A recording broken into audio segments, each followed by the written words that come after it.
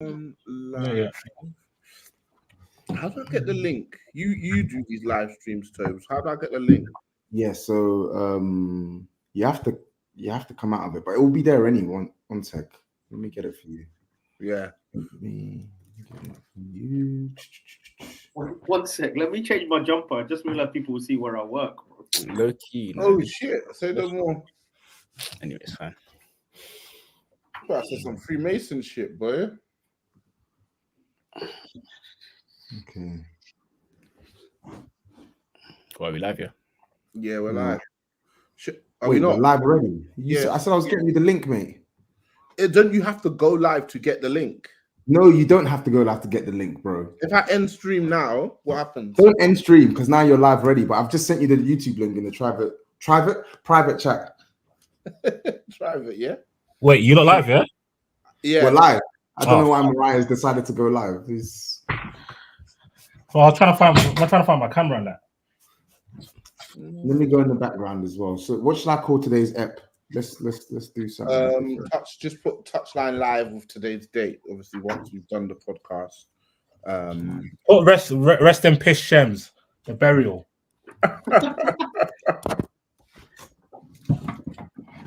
What's up, man?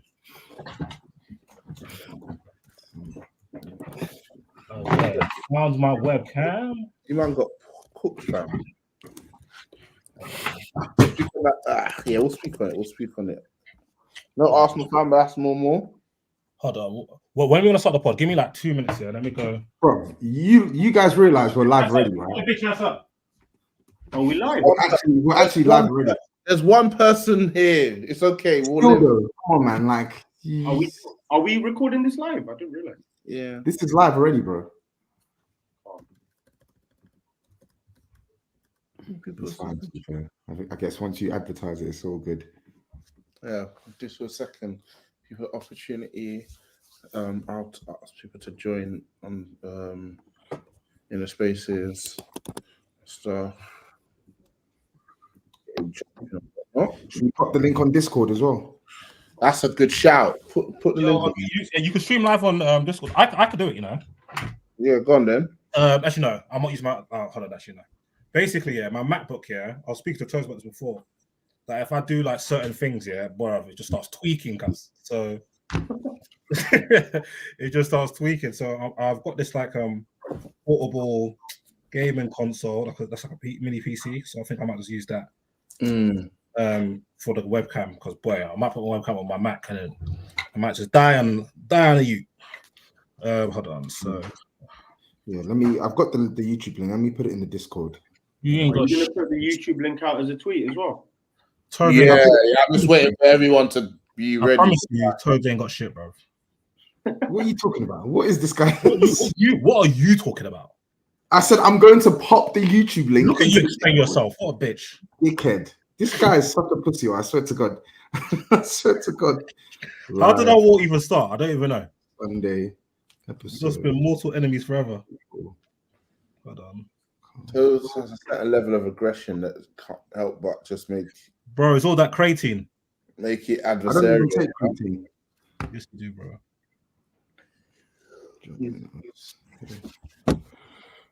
Why you telling me you don't take creatine? I don't take creatine. I saw you. When have you seen me? I put it in Discord there, so people should click the link and it should be cool. Nice one. Are you not ready? Because I'm about to tweet out and I'm going to share it. Yeah. Cool. I've tweeted it out now. A second. I'll share it. Here. What's that thing you can do to tag people on Discord? Is it at everyone? Is it everyone? At here, I think. At everyone, maybe at everyone, yeah. I think at here is Slack, innit?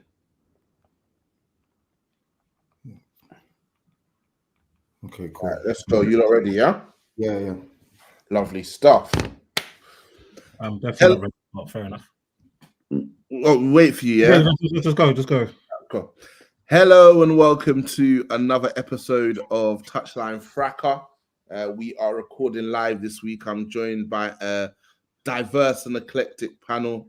Some of us had to go and swap our jumpers because they don't want the listeners to know where they work, and other people are recording in their uncle's bathrobe. But we're here regardless. Let me go around and introduce everybody. Semms, how goes it, bro? I've got nothing left, but I'm good. Fair enough. So not good, yeah. Also joined by Spurs NSO's finest, Tobes. How goes it? I'm good, man. I'm great. Yeah? I'm great. Christmas is back- around the corner. back with the Yeah, it's W's, good. yeah?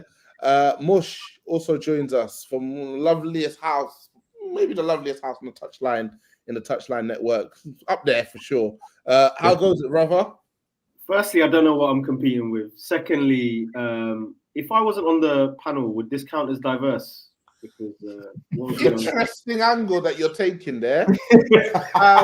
I will catch up with HR afterwards, and they will send you a 50-character tweet or email. Otherwise, how are you? How goes it? I'm good, man. It's been an eventful day. It's been an eventful few weeks. I haven't been on the main pod in a little while. Yeah. I feel like I've been flying a bit of a lone flag, trying to highlight a few things going on with the club. So I'm looking forward to talking about it.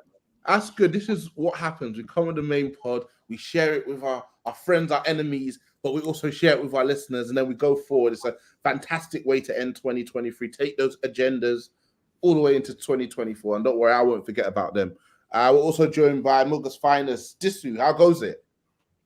Yeah, not bad, not bad. Merry Christmas, Touchline Fracas family, and all that good stuff, yeah? Yeah. Merry Christmas to everyone listening. Before we start, I'm going to do the usual plug to socials.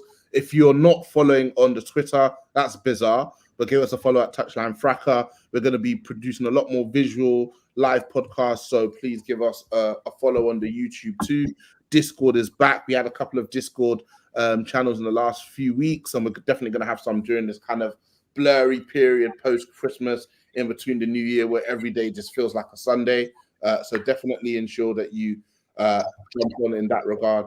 And other than that, let's get into it. So not such a busy Sunday, but generally a busy weekend. Let's start, I guess, with Manchester United, a team that doesn't know its head from its tail, and feels like this is, like I said on Mughal, which we recorded yesterday, like the 5th time in the last 8 or so years where it feels like the team is going through a crisis. Disu, we went to West Ham yesterday, the Olympic Stadium, that 12:30 Saturday, all eyes on me kickoff is exactly how you want to start off your football weekend. What were your thoughts going into the game? So what were you thinking before the game started? Yo, can you not hear me, yeah? Yeah. Sorry, I don't know what my computer is. But my thoughts going into that game was we're gonna get packed. I'm not gonna lie. I was expecting nothing less than a comprehensive packing. So I wasn't very confident. I even woke up late because I slept very late that day. So oh shit, well we got a game. So I tuned in maybe 10 minutes late into the game. And then I was quite surprised at the amount of possession that United managed to have, really. They had a lot of territory. West Ham were very, very bad. Every time they got the ball, they couldn't really break. They lost the ball, gave it back to United. But we didn't really fashion like a barrage of chances, which you would like to do in your kind of more positive moments in the game. Obviously, Garnacho had a very good chance, and it was pathetically attempted. That was really bad. But I always felt that, okay, cool, there's going to be a point where West Ham get into the game. And with, like, they got 3 players that I trust to be able to create a goal or score a goal in Paqueta, Kudus, and Bowen. And it wasn't surprised that all 3 were involved in 2 goals. And yeah, man, they just have they have the level of quality that United don't have, which is very, very mad because you're speaking about West Ham, who finished like what, 14th last year? Obviously, they won the Europa Conference League, but that's like the Carling Cup of Europe. Do you get what I'm saying? So I was looking across the pitch and I was like, Kufal starts for us, Emerson starts for us, James Ward-Prowse starts for us, Paqueta starts for us, Bowen starts for us, Kudus starts for us. I was like, even Moisey starts for us as well. No, so What, as manager or in the starting 11? Either, man. Do you get what I'm saying? Because he could, bro. He's the same age as Evans, so do you get what I'm saying? So yeah, man, it was. Hold on, I've got to interrupt you. fresh from Manchester United Twitter account, club statement. Manchester United PLC reaches agreement for Sir Jim Ratcliffe, chairman of ENEOS, to come in with a 25% shareholding in the company's acquisition of the Class B shares held by the Glazer family, offer to acquire up to 25% of all Class A shares. The Glazer family and Class A shareholders will receive the same price of $33 per share, further investment of $300 million in the club. ENEOS delegated responsibility for management of football operations, completion of this deal subject to receiving all necessary regulatory approvals, including from the Premier League. So, Sir Jim Ratcliffe, we've been hearing about this, feels like for the last couple of months, comes in, 300 million buff, put that on the table right there. How do you feel? They're saying minority stake bounce next week, by the way. You lot are cooking apparently. Oh, wait. How am I feeling How about many it? bounces, man? How many bounces? How I feel about it? I'm not gonna lie. I think I've been very, you don't know me pretty well by now. I've been very down on United. I think that we suck every year. I feel like there's no hope. However, when my boy Sheikh and Bek Yassi was in the mix, I thought this is a get out of jail free card. Yeah, Sheikh's gonna come in, sentence everybody to 1,000 lashes each, get man in shape. Do you know what I mean? Build us a new stadium, get us a new training facility, wipe out our debt. And I know how the Middle Eastern man roll. They don't carry last. They're not on this losing thing. They're gonna hire the best in class. So I was like, okay, cool. Maybe this is a fresh start.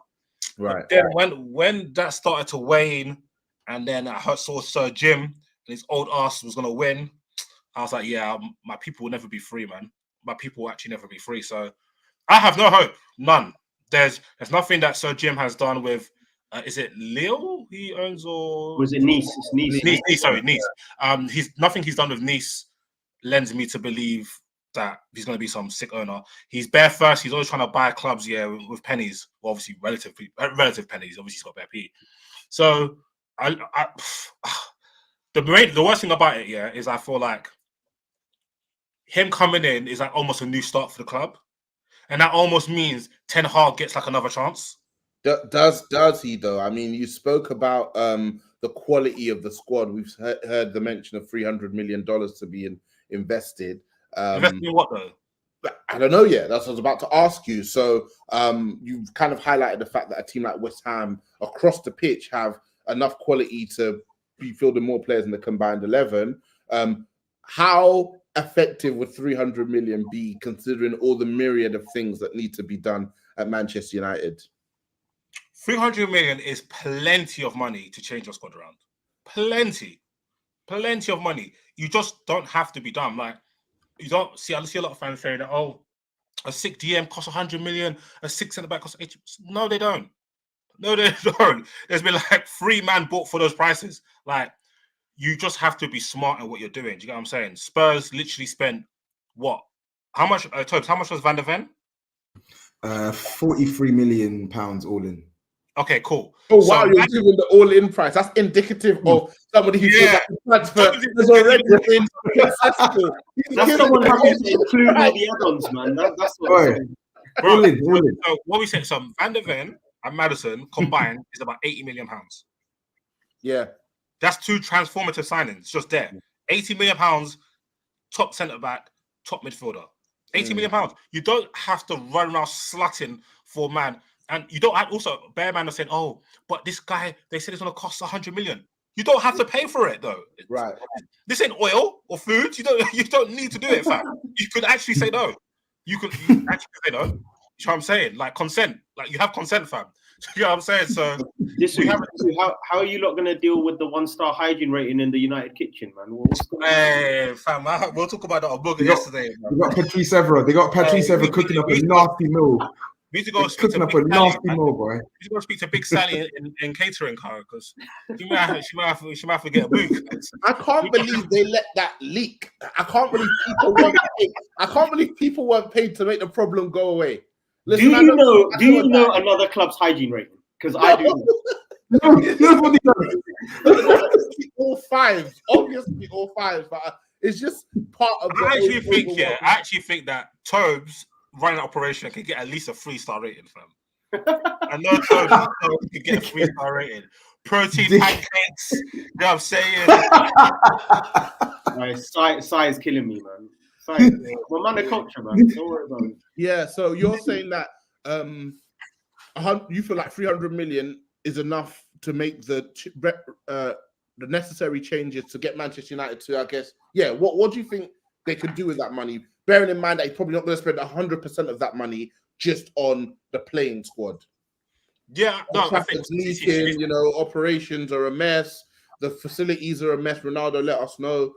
So he's not it's the 300 investment all in. That's what they haven't mentioned specifically. Hey, if it's 300 all in, we are in big trouble, fam. Why don't you do? Can't they do like maybe like 100 odd on stadium regeneration for the time being? Nah.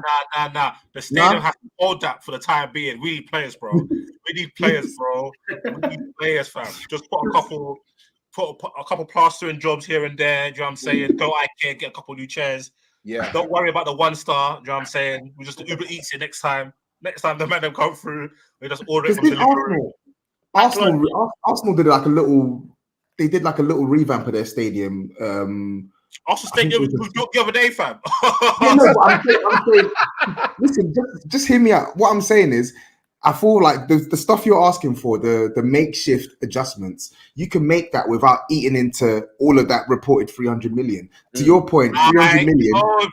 I need all 300, every last cobble, bro. I don't even 299.5 is not enough. I need an extra 500 bags. I need also like an inquisitive part of me asked, so what's your knowledge of building and repairing a stadium? I don't have any. I'm literally telling you that Arsenal went through a mini revamp. No idea whatsoever how much this is going to cost. Right? Listen to what I'm saying. Arsenal went through a mini revamp. The summer of last season. Honestly, listen. They switched out some of their seats. They fixed some of their screens in the stadium. They fixed out all of the dilapidated bits outside of their stadium as well. And I don't remember it costing them hundreds of millions, right? So what I'm saying is, Man United could make the other day, cuz Man United. Have you been to OT? Okay, listen. Hear me out. Have you been to OT? Yes, I have multiple times. Do you know how much it would cost to revamp that, John? Yes, I do, which is why I'm saying you can make small adjustments. We have to buy a new joint, fam. We have to get a new joint, bro. Toby thought it was a quick tip to Ren Kitchens, bro. Toby. It's 300 million a year for every year for the next 300 years. That's how much this team is. So, listen, you don't sound so optimistic with the new regime. I don't deal. I'm not the stereotypical football fan. Well, I just had optimism for optimism's sake, bro. That don't make sense, fam. Man's not a 5-year-old girl on Christmas Eve hoping I'm getting my present, bro. I need evidence. You get what I'm saying? So, like, 99% of our squad stinks. Just to say that doesn't reflect the views of Touchline Fracas media group. This is at 5 years old would have been the worst, bro. Telling his parents that choice of I'm not a 5. You could have said so many different. This guy is the Grinch. He is the Grinch. I swear to God, he is the Grinch. I might be the Grinch. I'm not gonna lie. The green crepe. This was 5 telling his dad, did this come with a gift receipt or not? So just saying, you're not the average football fan, and you're not eternally optimistic. Yeah, for no reason. You get what I'm saying? So, like, the current coaching staff leaves me nervously optimistic. The players make me want to actually take up hard drugs the way they're playing right now, and then Sir Jim, like, I think that's the thing I'm willing to see how it goes, because I'm not a fan of Nice, so I haven't been able to analyze his moves up close. But yeah, the spotlight's on you, Jim, brother. The spotlight's on. You're under surveillance officially. On this day, you're under surveillance, bro. Yeah. So can I just ask a question though, like, because I've heard a lot of noise about this takeover, but how much does anyone even know how much influence he's actually going to have? Yes, go on, right? No, but that's not what I asked. I asked how much. You're telling me something, but I'm saying how much of that is actually real. Like, it's what say is he going to have? If he wants Todibo in January, is he going to say yes, go get that player? I want to commission. I want to say honestly, as much as you know in that regard, Tobes. We'll have to see. Okay, then. Yeah, my impression is that that was one of the big contentions of the deal because he actually did pay a premium because he paid what 1.5 for 25%, which values the club at £6 billion pounds, which would be like the most value takeover if he was 100%. So I do believe that's the case, and I think that's an amazing deal for the Glazers. Okay, you get all the drama, you get everything. We'll just sit here just counting our pennies. So yeah, they're literally laughing. So yeah, I do think it's all eyes on him.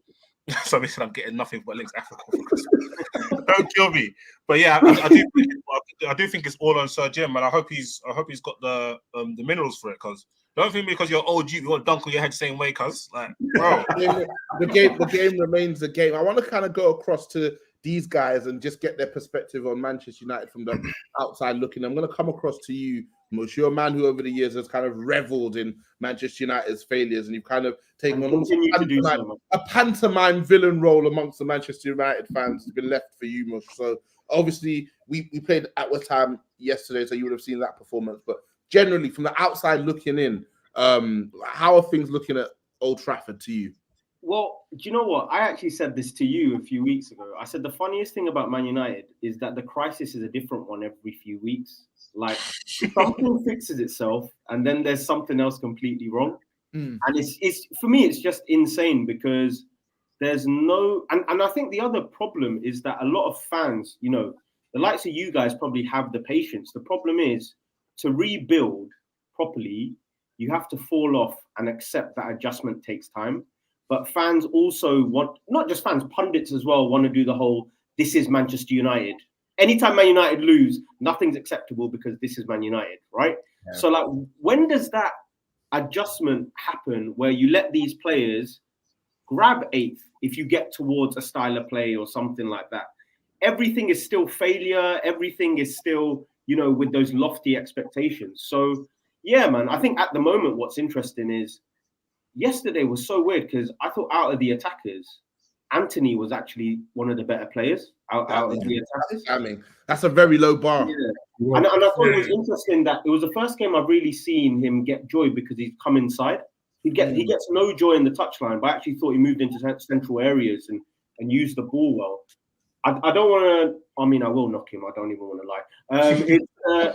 I thought Garnacho's use of the ball was horrible. Like, other wingers will look up before they cross it. His only way of crossing the ball is to just smash it across and pray it goes somewhere. I'm not gonna lie, that you stinks, man. That's old school. That's old school Pro Evo. You know, triple trap that circle button. No, I can't watch Bro no more. I can't do it, fam.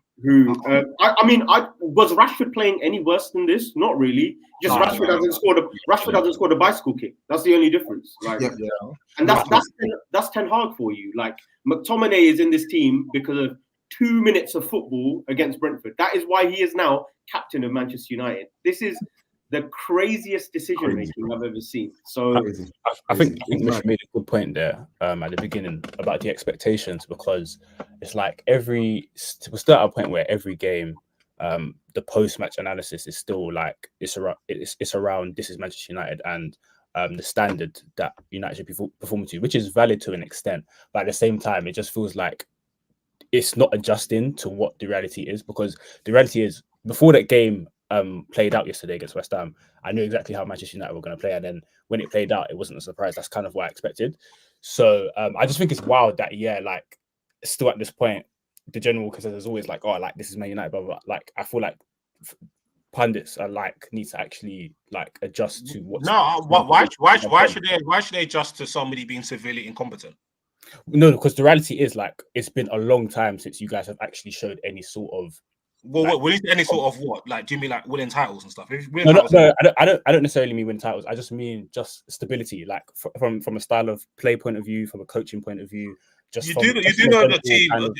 As much as I don't rate these youths, they have finished in the top 4 a few times. They finished second a couple of times. They finished third as well. They finished fourth. So it's not like these man chilled at eighth. Like it feels like that way, but it's not. Yeah. So no. I get that. But the reason why I disagree with that talk, because the standard is the standard, though.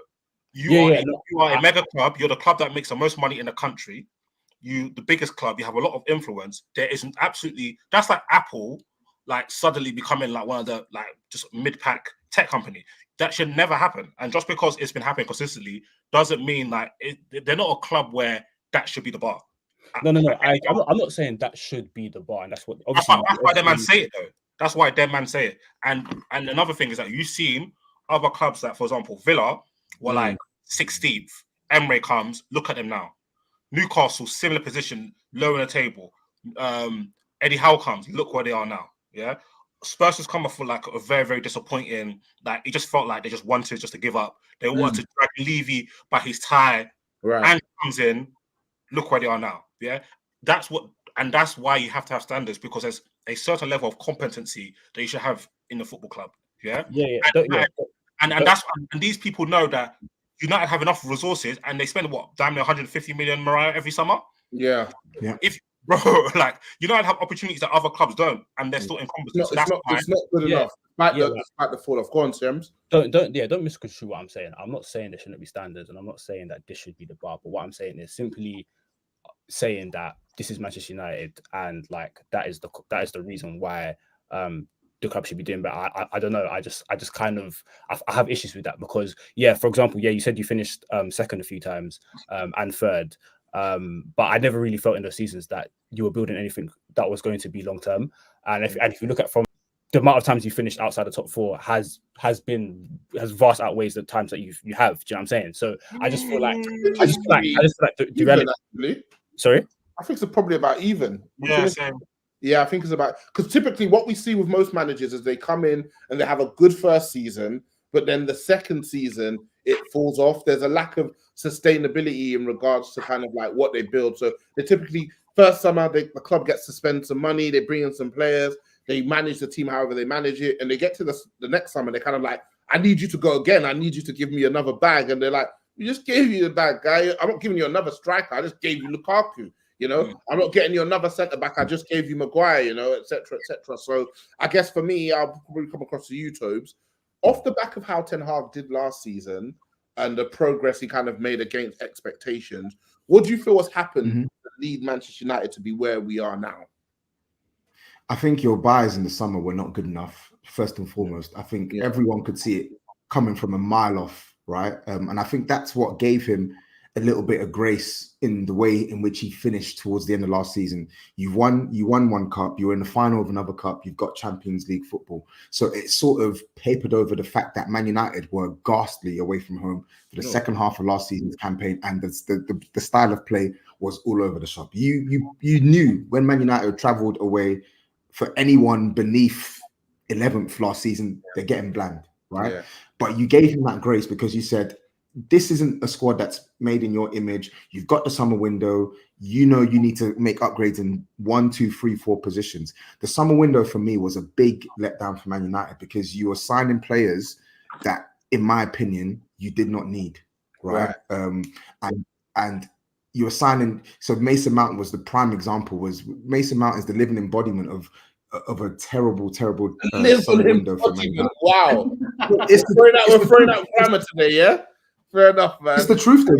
Keep it because Mason, and we said all this, and the thing is, this is why Touchline is such a good pub, because we said all this in the summer. It's an aimless signing for Man United, not because Mason Mount is a bad player. I don't think he's a bad player, because where does he fit in this team, and what issue does he solve for this team?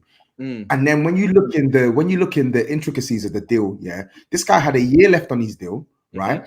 Coming off the back of his worst season for Chelsea. And Man United have gone there and said, here you go, here's £60 million. In a team that article about Athletic, about all our transfer stuff, like they value. I read that article on the Athletic, and there's a 30% increase in muscle injuries. Yeah, I read it as well, man. I was going to say value and to get 25 million in the next. It's mental. And then even in the striking department, right? Like we spoke about Højlund in the summer. Like I liked what I saw of him at Atalanta, and we said obviously Man United were never going to get Harry Kane. Spurs wouldn't sell to Man United, and they didn't. Even if they did, Man United didn't have the funds to go out and sign Harry Kane in the summer. Cool, Casemiro, but you've purchased a 20-year-old striker, right, off the back of one season in a top 5 European league, right? You know he's not just. It's very rare for these 20-year-olds, especially on big money, to come in and hit the ground running. You know, there's going to be an adaptation period, and for you to go into the season with him as your undisputed first choice striker, and the backup is a washed up Martial, because I'm going to say it now, he is washed up. It's poor squad planning. It is poor squad planning, and that's what we've seen throughout Man United's summer window. And I feel like that has played a big part in what you see this season. Because yes, Man United have had significant injuries. They've had significant injuries. They have probably worse than most teams. But the players that come in to replace these players have not been good enough. So then it begs the question: where is all this money going towards? If you're spending season in, season out, yet the caliber of options that you have to call upon are not good enough, and then that exposes the coach's flaws even more so, because he's no longer able to get a tune out of the players that he had to begin with.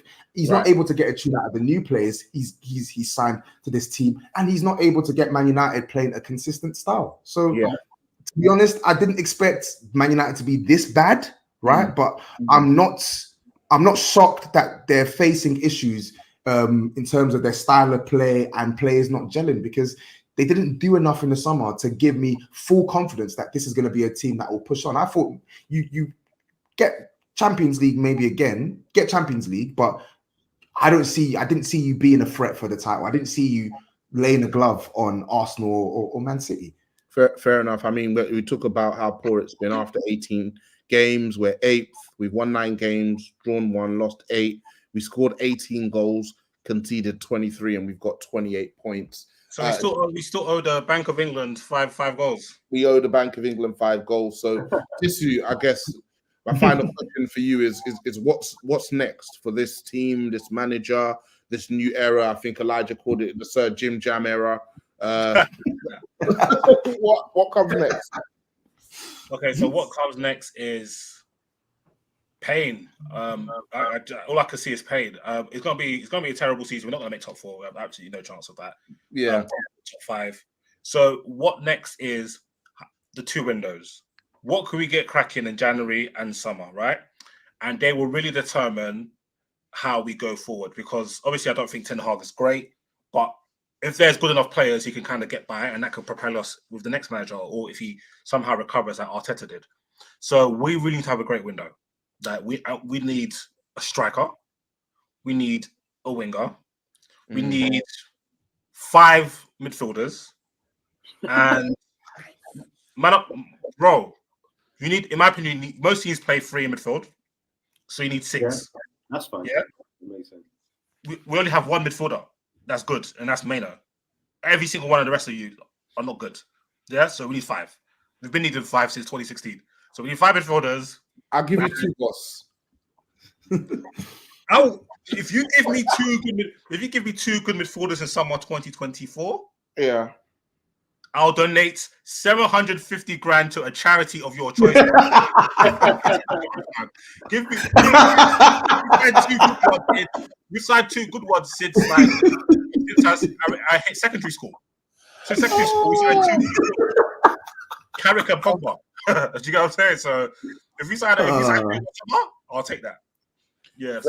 Fair enough. It doesn't look good at all, man. But here's where you are. Here's where you end up when your operations are a mess. Here's where you end up when you have owners who siphon money from a club. Like, you hear the term "too big to fail," and it's usually used in like companies, industries where you kind of got monopolies. But even within the football realm, Manchester United felt like they're too big to get to a stage where you're not making signings because you have no money. But somehow that's where we are now. But let's move on. Tobes, I'm going to come across to you guys, the 3 p.m. special, blackout special. You know, people don't get to actually see what you got up to, probably exactly how you like it. But you were there. You were against Sean Dyche's Everton. I caught the game. A few of you guys caught the game too. The TLDR is lucky to win. But as somebody who was at the game, it would be good to get your thoughts on the performance and where things are. It feels like Ange's got the team back on track. Yeah, I agree with that analysis that we were lucky to win. I do think we were lucky to win. I think Everton played really, really well. And I felt like a loss was very harsh, very, very harsh on them. I felt like we do what we normally do, both home and away, which is a fast start. Which is quite good. We never used to. It's mad.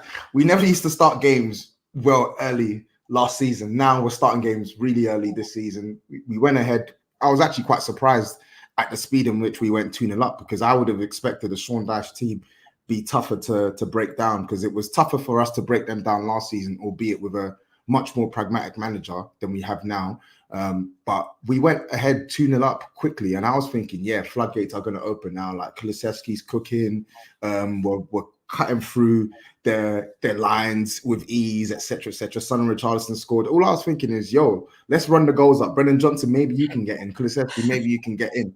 Everyone can get some. But what happened from the 25th minute onwards was just a mix of a couple of things. I felt, first and foremost, Everton's shape off the ball was really, really good. I felt like I was actually quite not shocked, because I've seen a couple of the games this season where they've pressed high, but they were pressing high away from home. They were literally, they didn't really let us build through the central areas, right? We try and like shuttle the ball out wide, and I think they were setting traps for us. And I think we didn't help ourselves because we were so sloppy with the ball. Like the sloppiness yesterday was mental, man. And I'm not just talking about guys who have come into the team after minimal minutes that we can't really trust. I'm talking about guys who have been playing since game 1, game 2 that were struggling. I mean, Papi Matar, sloppy passes towards the end of the first half and the second half. Kulusevski, who was really good in the first half, but really poor in the second half, just giving away the ball carelessly in the second half. Pedro Porro, another one, good in the first half, really poor in the second half, giving away the ball inexplicably. Ben Davies, who's been really good for us in the left centre-back role. Again, he had a horrible game. Even in the first half when we were playing well, just giving away the ball, just lazy slack passes, and Everton were picking them up. I thought Dwight McNeil had a really good game against us. We couldn't deal with him. He was picking up a lot of interesting positions. Couldn't deal with him. Andre Gomez came on for them. Yeah, and was sourcing out, bro. Yeah, sourcing out, bro. Branthwaite, really good centre back, man. He dealt with. I felt he dealt with our offensive threats well in the second half as well. So, like Everton, I think they did well, and I think with us, we got away with one there. So, fair enough. I'm not going to sit here and say otherwise, but I'm also going to say like it swings and roundabouts, man. Like we've had games this season where we've been the better side and we've not won. So I'm not going to complain at getting 3 points before Christmas, and that's 3 wins on the spin. So yeah, it's good to get back onto winning ways, but there's lessons that we need to learn from our performance after yesterday. Nice little Christmas present for you there, Tobes. Yeah. Richarlison scoring goals. How do you feel? I was going to ask about that. It's about time. It's about time, honestly. I could sit here and say, "Oh, I told you so," right, Rex. I'm not gonna do that, man. Like you couldn't sit here and tell us that, to be honest. Yeah, I could be if I wanted to be shameless, but I can't even bring myself to do it because it's like this is the bare minimum. Like you should have been.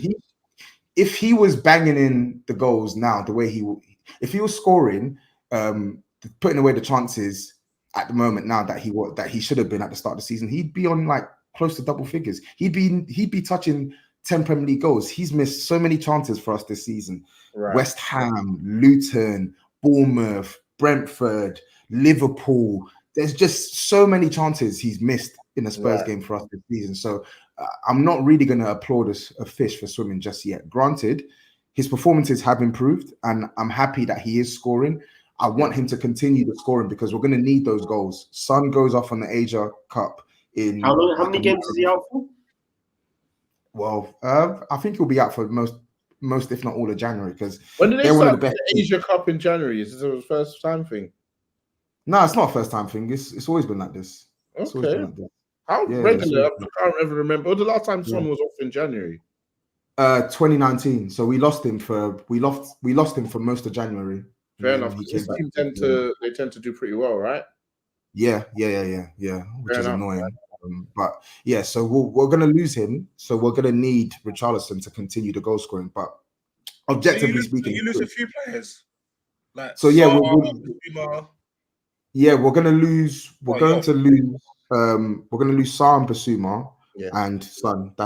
Those are the players, and then we still Interesting got. and Tobes. Most people are mainly concerned about AFCON, but for once we had somebody who's more concerned about the Asia Cup. So that was interesting there. You completely It's both, mentioned it's both. AFCON. I'm happy about No, it. because we're talking about goal scoring. That's why. Yeah, We yeah. didn't get into the midfield. Yeah, but give us It's both. your thoughts on the overall player personnel. You know.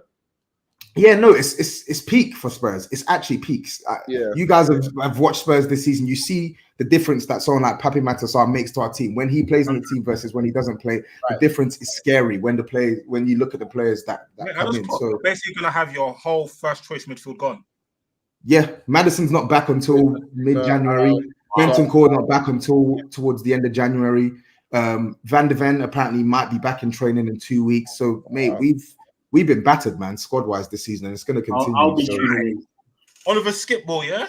Try. Yeah. We need to sign players. And I think the club know that. So are you linked to anyone strongly? Yeah, we're linked with Todibo, but I don't know if that deal's going to get done. But we're linked with him. Apparently, we're in talks. Fab said we're in talks. Yeah, that's not happening now with Sir Jim. I'll be honest, Sir Jim Jam. You're not getting. Yeah, and if that's the way the cookie crumbles, then so be it, man. I'm not really hung up on Todibo like that. Like, my priority is Spurs just sign a good player. Like, I think the work they did in the summer has given me enough to at least give them some breathing room. I'm not going to have my foot on their necks this January. Let them do their job.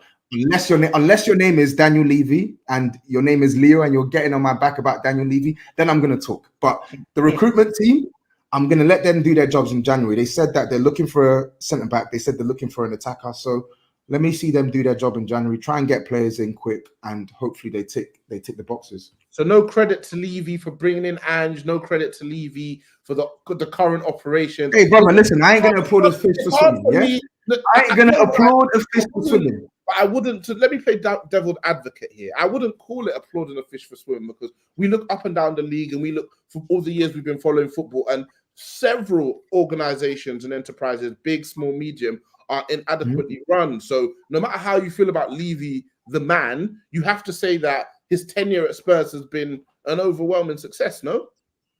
It's been up and down, up and down, up and down. Yeah. Who would have thought that you'd be here, Tobes, eh? Well, we're here, right? Thank Levy for that. You've got to give him his. No. But you say this now. Circle back to 5 months ago. Would you be talking like this? Your guy, Antonio Conte. That wasn't just on Conte. That wasn't just on Conte. But we're not going to take this conversation into a Levy. What have you done for me? Chat. Yeah, cool. Let's just leave that and let's see what they can do in January. But yeah, yesterday, Levy took your Ponzi club, from White Hart Lane, a little itty bitty stadium, gave you a big blood clot stadium, brought you Ange. Brought you some good players. Have some respect, man. Have some respect for the guy who. Have some respect for the guy who brought us a Wash Jose, Nuno Espirito Santo, was looking at Gattuso, basically brought us a bunch of guys. Jose Grace. No. I'm not hearing it. We're not doing this today. I don't care what you have to say. We're not doing this today. I like that. We're not doing this today. That means we're going to do it sometime, yeah? Maybe. Yeah. Cool. Have some respect here for Levy. Cool. Semms, it would be remiss of me not to come across to you today. The only game on the Sunday, so a rare All Eyes on Me special where literally this is the only football we're getting directly before Christmas Day. You guys went away to Wolverhampton, so you're up to the Midlands. What happened, brother? Well, I feel like it's the same story from most of our games this season, whereby of recent, to be fair, where we look somewhat dominant, and we're able to get into good positions, are able to get into the opposition box quite a few times, but our decision making, for fuck's sake. Come on, guys. We've been doing this for too long. Have some decorum. Editing work for me on Christmas. Thank you. And again, this girl's chasing him down. This is how they panned your WhatsApp, cuz. This is how they panned your WhatsApp. This is the same. God, Chef. Sorry, I'm on my Mac. Sorry. Yeah. It's the No, same. here we go. No. Hey, Steve Jobs, eh? They're gonna hack his Mac soon. They're gonna hack his Mac soon somehow, and he'll be like, "Guys, I'm so sorry." Don't let them grab your Apple ID. Yeah, so dumb, honestly. Apple Cloud email and password.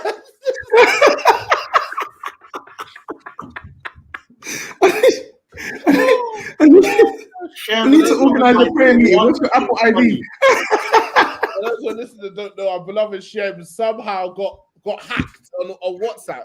This stuff happens to our mums, man. But yeah, go on, Shem. Talk to us about the Chelsea. Yeah, as I was saying, so yeah, it's the same familiar story over the past like few months, whereby we're able to get into good areas, but because our attackers have such a lack of decisiveness and ruthlessness, everything just kind of breaks down in front of goal. I think that was the main theme throughout today, even though, especially the first half, I'll say the first half was when we actually looked quite good.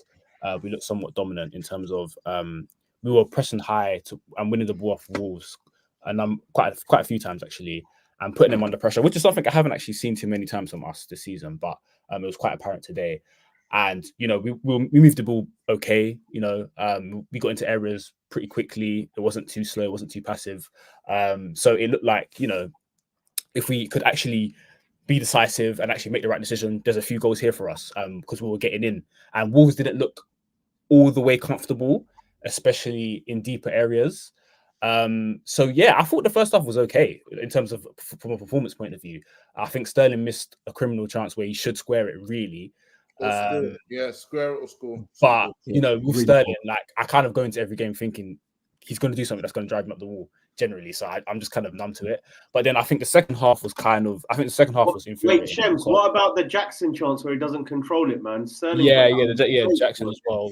He was. But Shems, before you continue as well, like, because even the first half and some of the second half as well, obviously they're not going to be registered as big chances, but even the moments where like the ball comes to Broya in the box and he's got a clear sight in that goal and he just doesn't find his feet, or Sterling flashes the ball across the face of goal, it should be a tapping for a striker who's switched on. He's not switched on. Like, these aren't like clear-cut chances, but they're big moments that really should be converted into at least shots on target. And Chelsea are getting nothing from these moments. Yeah, I agree. And there's many times, just to add on to that, there's many times in games, I think this was even apparent in the Newcastle game, where we'll get good crosses into the box as well, and there's just no one in there. Or we'll get the ball out wide into a good position where the fullback or the winger will look to cross it, but because there's no one there, it breaks down. So, and whilst it's not a big chance, it's like, you've worked into a good position, but you can't actually finish it off and make something out of it.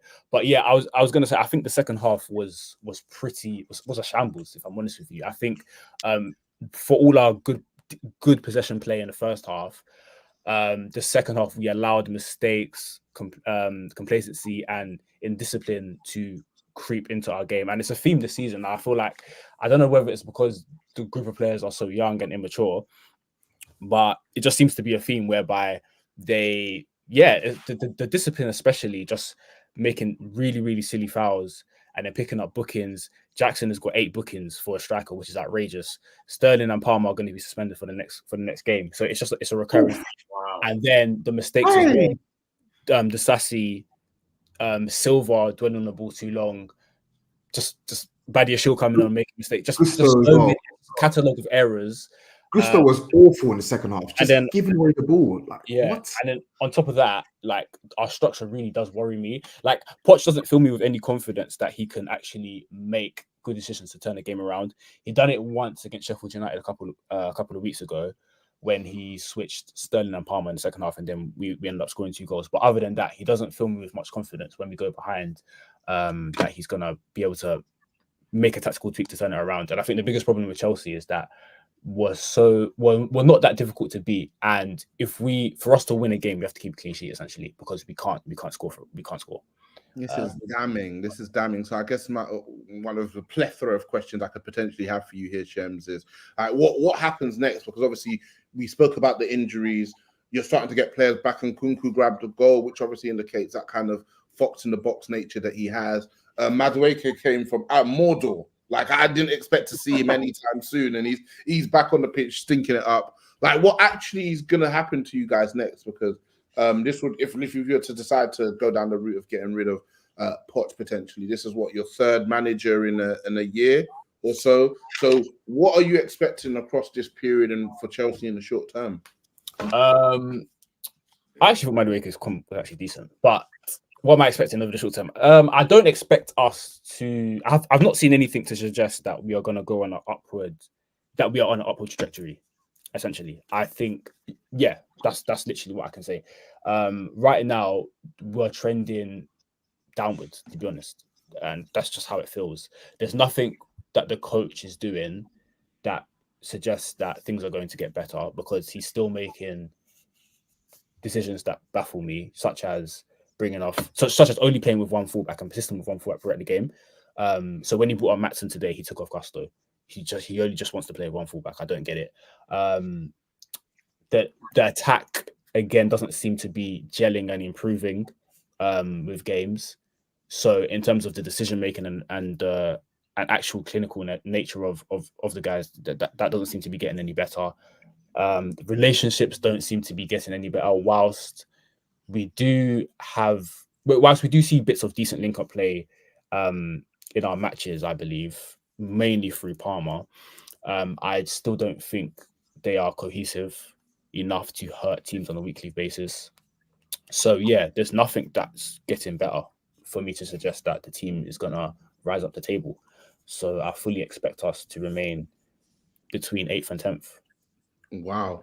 I know you're somebody who's watched a lot of Chelsea. You've got stacks in stocks and stacks, I guess, in Enzo Fernandez. From the outside looking in, the signings they've made, obviously we've spoken a lot about how they've spent £1 billion and whatnot. What signings are justifying their presence in the Chelsea team, in the Chelsea squad at present? Which players is Pochettino able to look at and say, you know what, this is a player I can build with going forward? Because from the outside looking in, I haven't watched Chelsea as much as yourself or even a Semms would have. It doesn't look good. To be honest, I think the players looking at Poch is this a coach we can rebuild with? That's for starters. Number two, in terms of the players, I think quite a few of the players that Chelsea bought, I don't think the price they paid matches actual market value, including the players that I rate. However, in terms of players that I think that any competent coach can use and be good players, I think Gusto's got a lot of promise. He didn't have a great game today. Majashile actually looks good despite the back-to-back mistakes. Fofana, we saw a lot of him. Leicester, he looks really talented. Obviously, he hasn't had the greatest time at Chelsea. I think Enzo is excellent. I think Caicedo, we've seen him be excellent. Sterling's obviously a class player. Palmer looks like an excellent prospect. So there's enough players there. Lavia, I think is class. There's enough players there where you're like, okay, cool. Like you could do something with this. Obviously, Thiago Silva is ever-present quality player. I think the issue with their team structure. Oh yeah, and Kuku, I forgot. That's another quality player. The issue with the team structure is like they just got a bunch of mismatched profiles where it doesn't really lend to a particular style of play. Do you get what I'm saying? And also, there's certain things that you need in a team to be successful. You need somebody that you can consistently rely on to score and create goals consistently. Final third, this person is consistently going to make the right action and put up end results. They don't have that. That's all. They don't. Maybe Nkunku is going to be that, but as of now, they haven't had that at all. And also, I think in midfield, like they also lack that link between in that kind of high end of the pitch. So that's why I think Poch is trying to like force Enzo to be a 10, because Enzo's like one of the only players who could take the ball in a half turn. He can control in tight spaces and find a pass, but Enzo's not really a 10. And then when you put Enzo in a 10, then you struggle to progress the ball through the phases because Gallagher and Caicedo, that's not really their game like that. Do you know what I'm saying? So I think their squad is a bit mismatched. I think they need to truncate their squad. I know this has always been their thing. They buy bare players with promise and they sell some, but I think they really need to narrow down into, okay, cool, these are the players we're going to use. This is how we want to play football. Are we going to be a counter-attacking team? Are we going to be a possession team? Are we going to be a very aggressive PMP team? They need to actually decide what type of team they're going to be. And then obviously players that profiles suit that, utilize them. The players that don't, sell them and kind of hone in on that. So until they decide what they're going to do, it's a bit icky. Right, they're playing centre backs at fullback and that. It's just not. I agree to an extent. I actually think that there's a lot of technical players in the squad. So I think we have the players to play a style whereby, you know, we kind of pick our moments. Like we might sit in a mid-block shape and then kind of just pick and choose our moments, if that makes sense, and then keep the ball relatively well. I don't necessarily think we're not devastating enough to be a counter-attacking team per se. So yeah, that's how I feel. And then I think the second thing is just, whilst I agree in terms of that the style of play point, and the players, you know, have a mishmash of players, I just think Poch is just not helping himself as well. Like if he was making competent decisions, then, you know, he would have a leg to stand on, but he doesn't, because a lot of games we go into games and our team looks very unbalanced, or the subs just don't make sense, or, you know, yeah, it's just I think Poch he's really made a mess of this first half of the season, because as you said, there's a lot to work with. There's a lot of players, and there's been a lot of change. Don't get me wrong. It takes time to understand this group of players. Don't get me wrong. I completely get that.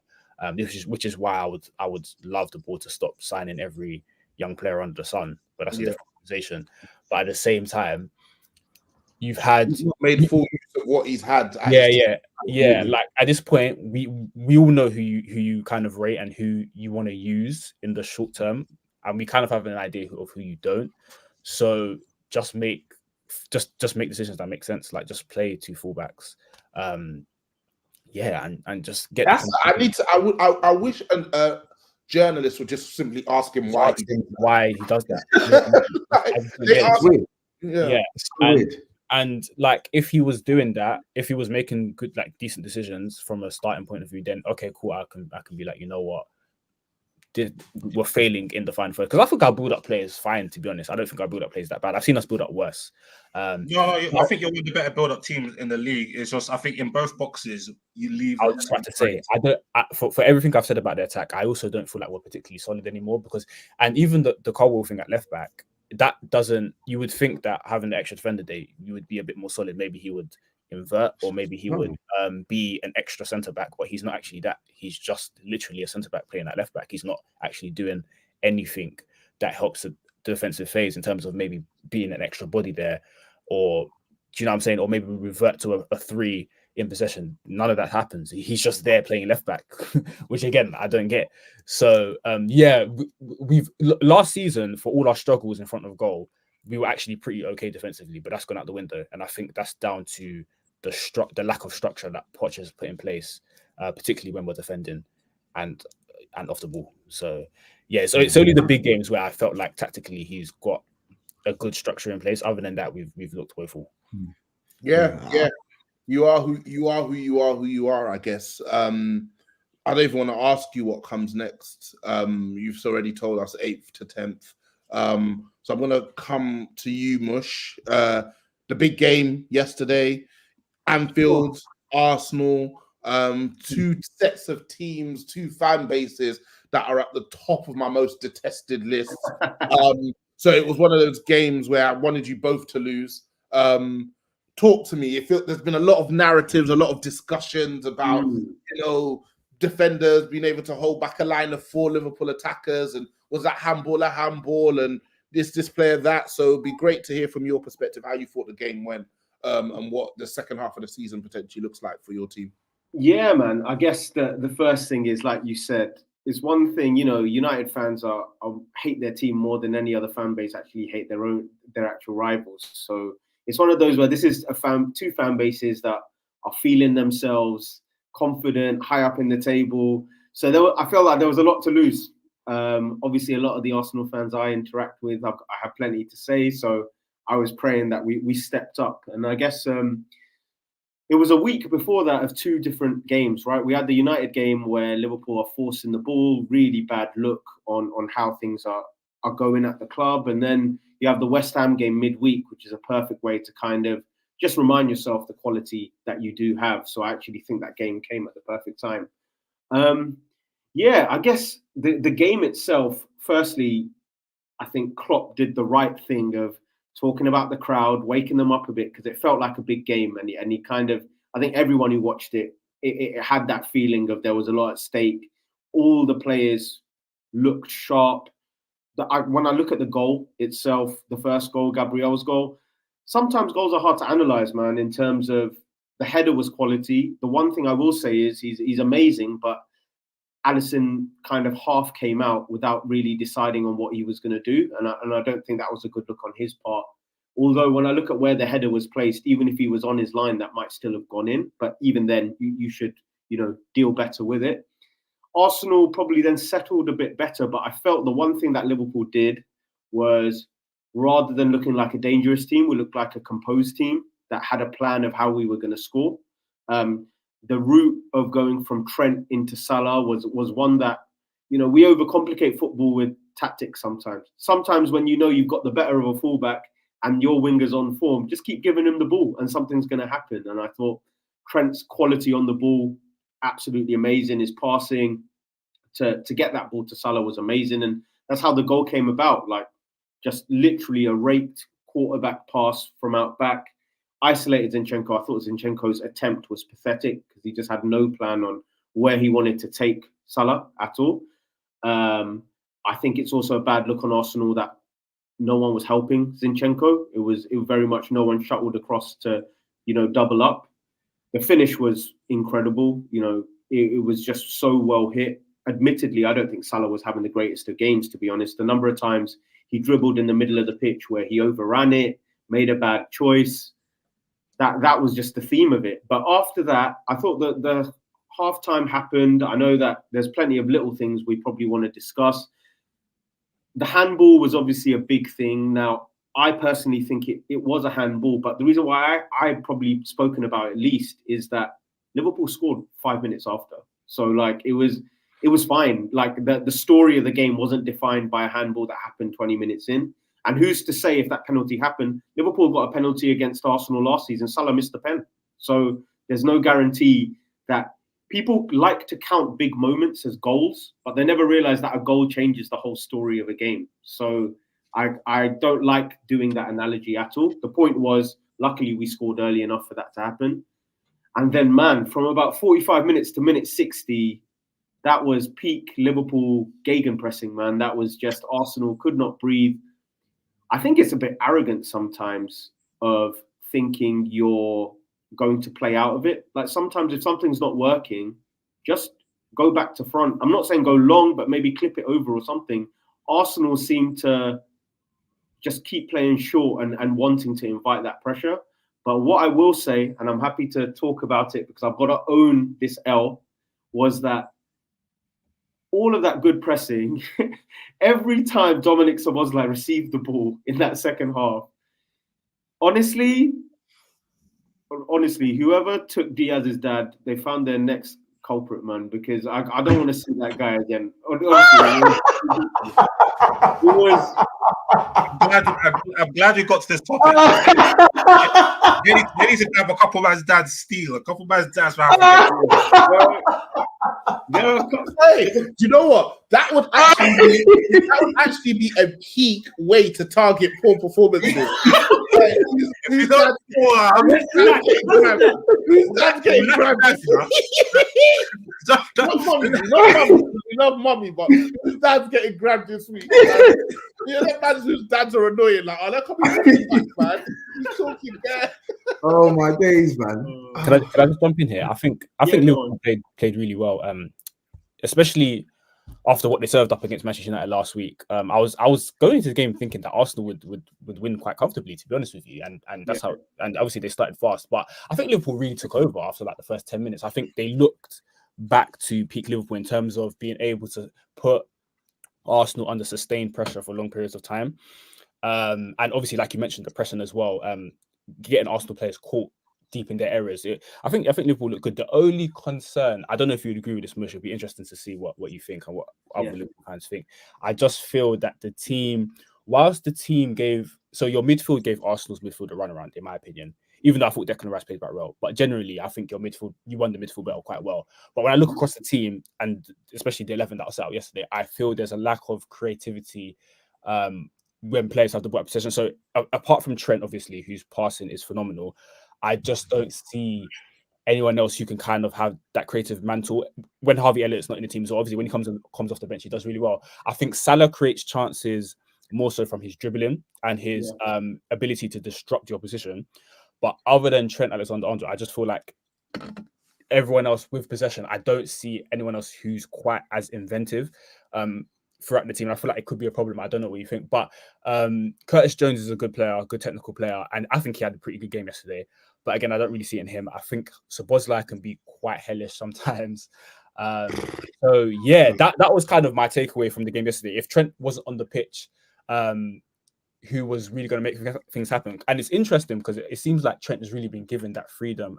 Because I remember actually for the goal that he set up for Salah, it was interesting because he picked up the ball deep and then he actually told Konate to go wide. So the two centre backs split and he dropped in. And I was like, right, that's different. Like Trent's been given this freedom to kind of dictate almost from a DLP position. He's got Endo in front of him and he's behind Endo, kind of making things happen. So I was thinking that's good because obviously Trent is a phenomenal player and he should probably be given that license because he's so special and what he can do on the ball. But I just feel like if it's not him, I'm not quite sure who's gonna do it. And that's probably why in the last couple of games, so particularly against Man United and other games where he struggles to break them down. But yeah, it'd be interesting. I'm glad we're here now because I've wanted to talk about this. I've talked about it through various platforms, but mediums. Various mediums, man. But I've needed to discuss this. We are now, guys, at game 6, where apart from Mohamed Salah, no attacker has scored a goal. Yeah. We are now at a stage where the likes of Cody Gakpo and Darwin Núñez and Diaz, none of them in the Premier League have scored more than 2 goals in 12 games. Yeah, it is absolutely insane that you can have a set of attackers, be this high in the table, and have a set of attackers that are putting up numbers that get most teams relegated. Like it is absolutely crazy to me how we basically have 3 or 4 players who have been absolutely incredible, and that's carried us to where we are. It's essentially that's what we're doing. I would say, yes. Sorry, is it sustainable? Is my question. Well, this is the question. You can say the same for Arsenal though, because like Arsenal strikers don't be scoring. Gabriel Jesus has got like 2 or 3. Martinelli's got like 2 or 3. Yeah, maybe that's 3 MPGs. Yeah, maybe that's 15 games, by the way. I think Arsenal are harder to beat than Liverpool, whilst it doesn't make it more sustainable. At the back. Yeah, and also the midfield as well. I think Arsenal are just a bit more rigid. But yeah, go on, Mish. Yeah, no. I was gonna say that I think that was the only difference in the game yesterday compared to most of our games this season, which is that I thought defensively, in terms of our centre backs and Endo, they look really accomplished in terms of knowing their job, knowing what to do. That doesn't mean you stop Arsenal completely. They've still got quality players. But you guys watch Liverpool. You guys watch some of these basketball matches we have away from home. Did you ever think in that game yesterday, Liverpool look wide open? Where is everyone? I don't think any of us had those feelings in that game. And I think credit to Endo there. That was probably the best he's played in a tactical sense. And Szoboszlai, as horrible as he was on the ball, off it, he helped Trent a lot. It never felt like that wing was wide open. Yeah, fair enough. Martinelli might wriggle past someone.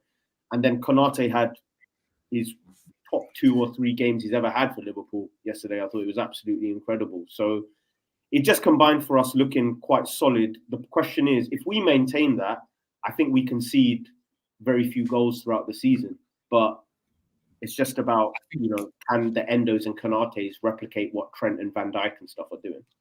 Yeah, I think you're right to get onto your attackers because, the likes of Diaz are just falling off a cliff because he was looking very ingenuitive when he came. Whilst I never saw him as a goal scorer that was going to ever score near the amount of goals that Mane scored, I saw him as someone that was very, very ingenuitive. But he couldn't get past Anthony last week. Yeah, he's absolutely falling off a cliff. I think, and I also think there's problems there in the front three because it seems to always rotate. I don't know if it's just me. Like Salah's the mainstay, and then obviously Gakpo comes in. Just has been injured for a while. It's Gakpo, Núñez, so we're not really sure. No one can really kind of make their claim for that spot. I think Gakpo playing yesterday was the wrong choice because there's no way he's going to get any change physically from Saliba and Gabriel. Whilst I think he's a good technical player and in the box, He's got decent striking ability and can probably nick a goal. I think Nunes is probably the better option, just simply someone who can actually be a bit with defenders and actually run. Yeah, go on. My thing with that though is with Nunes, he's just too poor from a technical perspective, and like if he does get the ball and somehow he does manage to sort of like wrestle off Saliba or Gabriel, he'll just turn over possession. Or if the chance falls to him in the box, he'll miss that chance. This is the problem with Darwin Nunes. Whenever he gets given a run to try and stake a claim for the central role, he just serves up rubbish. He serves up rubbish. He serves up missed chances, and then he gets chucked out on the wing. He was brought in to be their 9, but they had to go and buy Gakpo in January because he was not fulfilling his duties as a 9. And I feel like whilst Gakpo had a terrible game yesterday, and it's not going to be easy. Listen, you're going up against the top 2 centre-back pair in the league. Like, that's a fact. Like, no guy you put in the middle yesterday was going to have a good game of football against those 2 centre-backs. However, I understood the point of starting Gakpo, because if you do get a chance in the box, he's more likely to take that chance than Darwin Nunes. I was going to say, one sec, I was going to say that you guys are talking about who might take the chance. I actually think Klopp's mentality was more, Saliba and Gabriel are playing so well this season, I'm going to accept whoever plays in that role isn't going to get any change. So it's the 2 playing on either side that are actually going to be the ones who are going to get the chances or being able to make the runs. So Nunes has better movement than Gakpo. And why would you play Salah? And I hate why we did this from an hour onwards, but why would you move Salah centrally when you know he's going to rip Zinchenko to shreds? I just thought that was the graveyard shift yesterday of playing centrally. So put someone there who's at least technically competent so that if the ball comes, you give it. But I mean, but the thing is, Curtis Jones, really good. I felt justice for Harvey Elliott was needed, because how many more times are you going to play well? Come on. Hey, speaking of where would you use him? Where would you use him? Bro, it's cold, you know? Yeah. Where would I use him? I think left, either the left or the right number 8 slot. Okay. Because the thing for me is, I get that some players might press better. Some players might have more games under their belt. But bro, none of them are serving up anything that's better than what Harvey Elliott is serving up. I agree. So you drop potentially Szoboszlai to bring Harvey Elliott in. Is Szoboszlai playing well enough for me to need to play him? Like, this isn't a guy who has the Salah level of cachet at the club that means that he should be playing. Like, I asked you as a man who compared him to Stevie G, because I'm just trying to see where your head's at, basically. Yeah. I said, or I've adjusted that to say Stevie G at LA Galaxy in it. So we're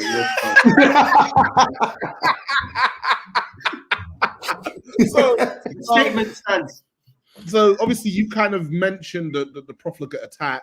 AFCON's coming up, so you know you're losing Salah. Asia Cup's coming up, so I'm assuming you're going to be losing Endo too. How do you get through the January period, or should I say, what are your thoughts in like anticipation of the January? Where are your goals going to come from to keep you up there?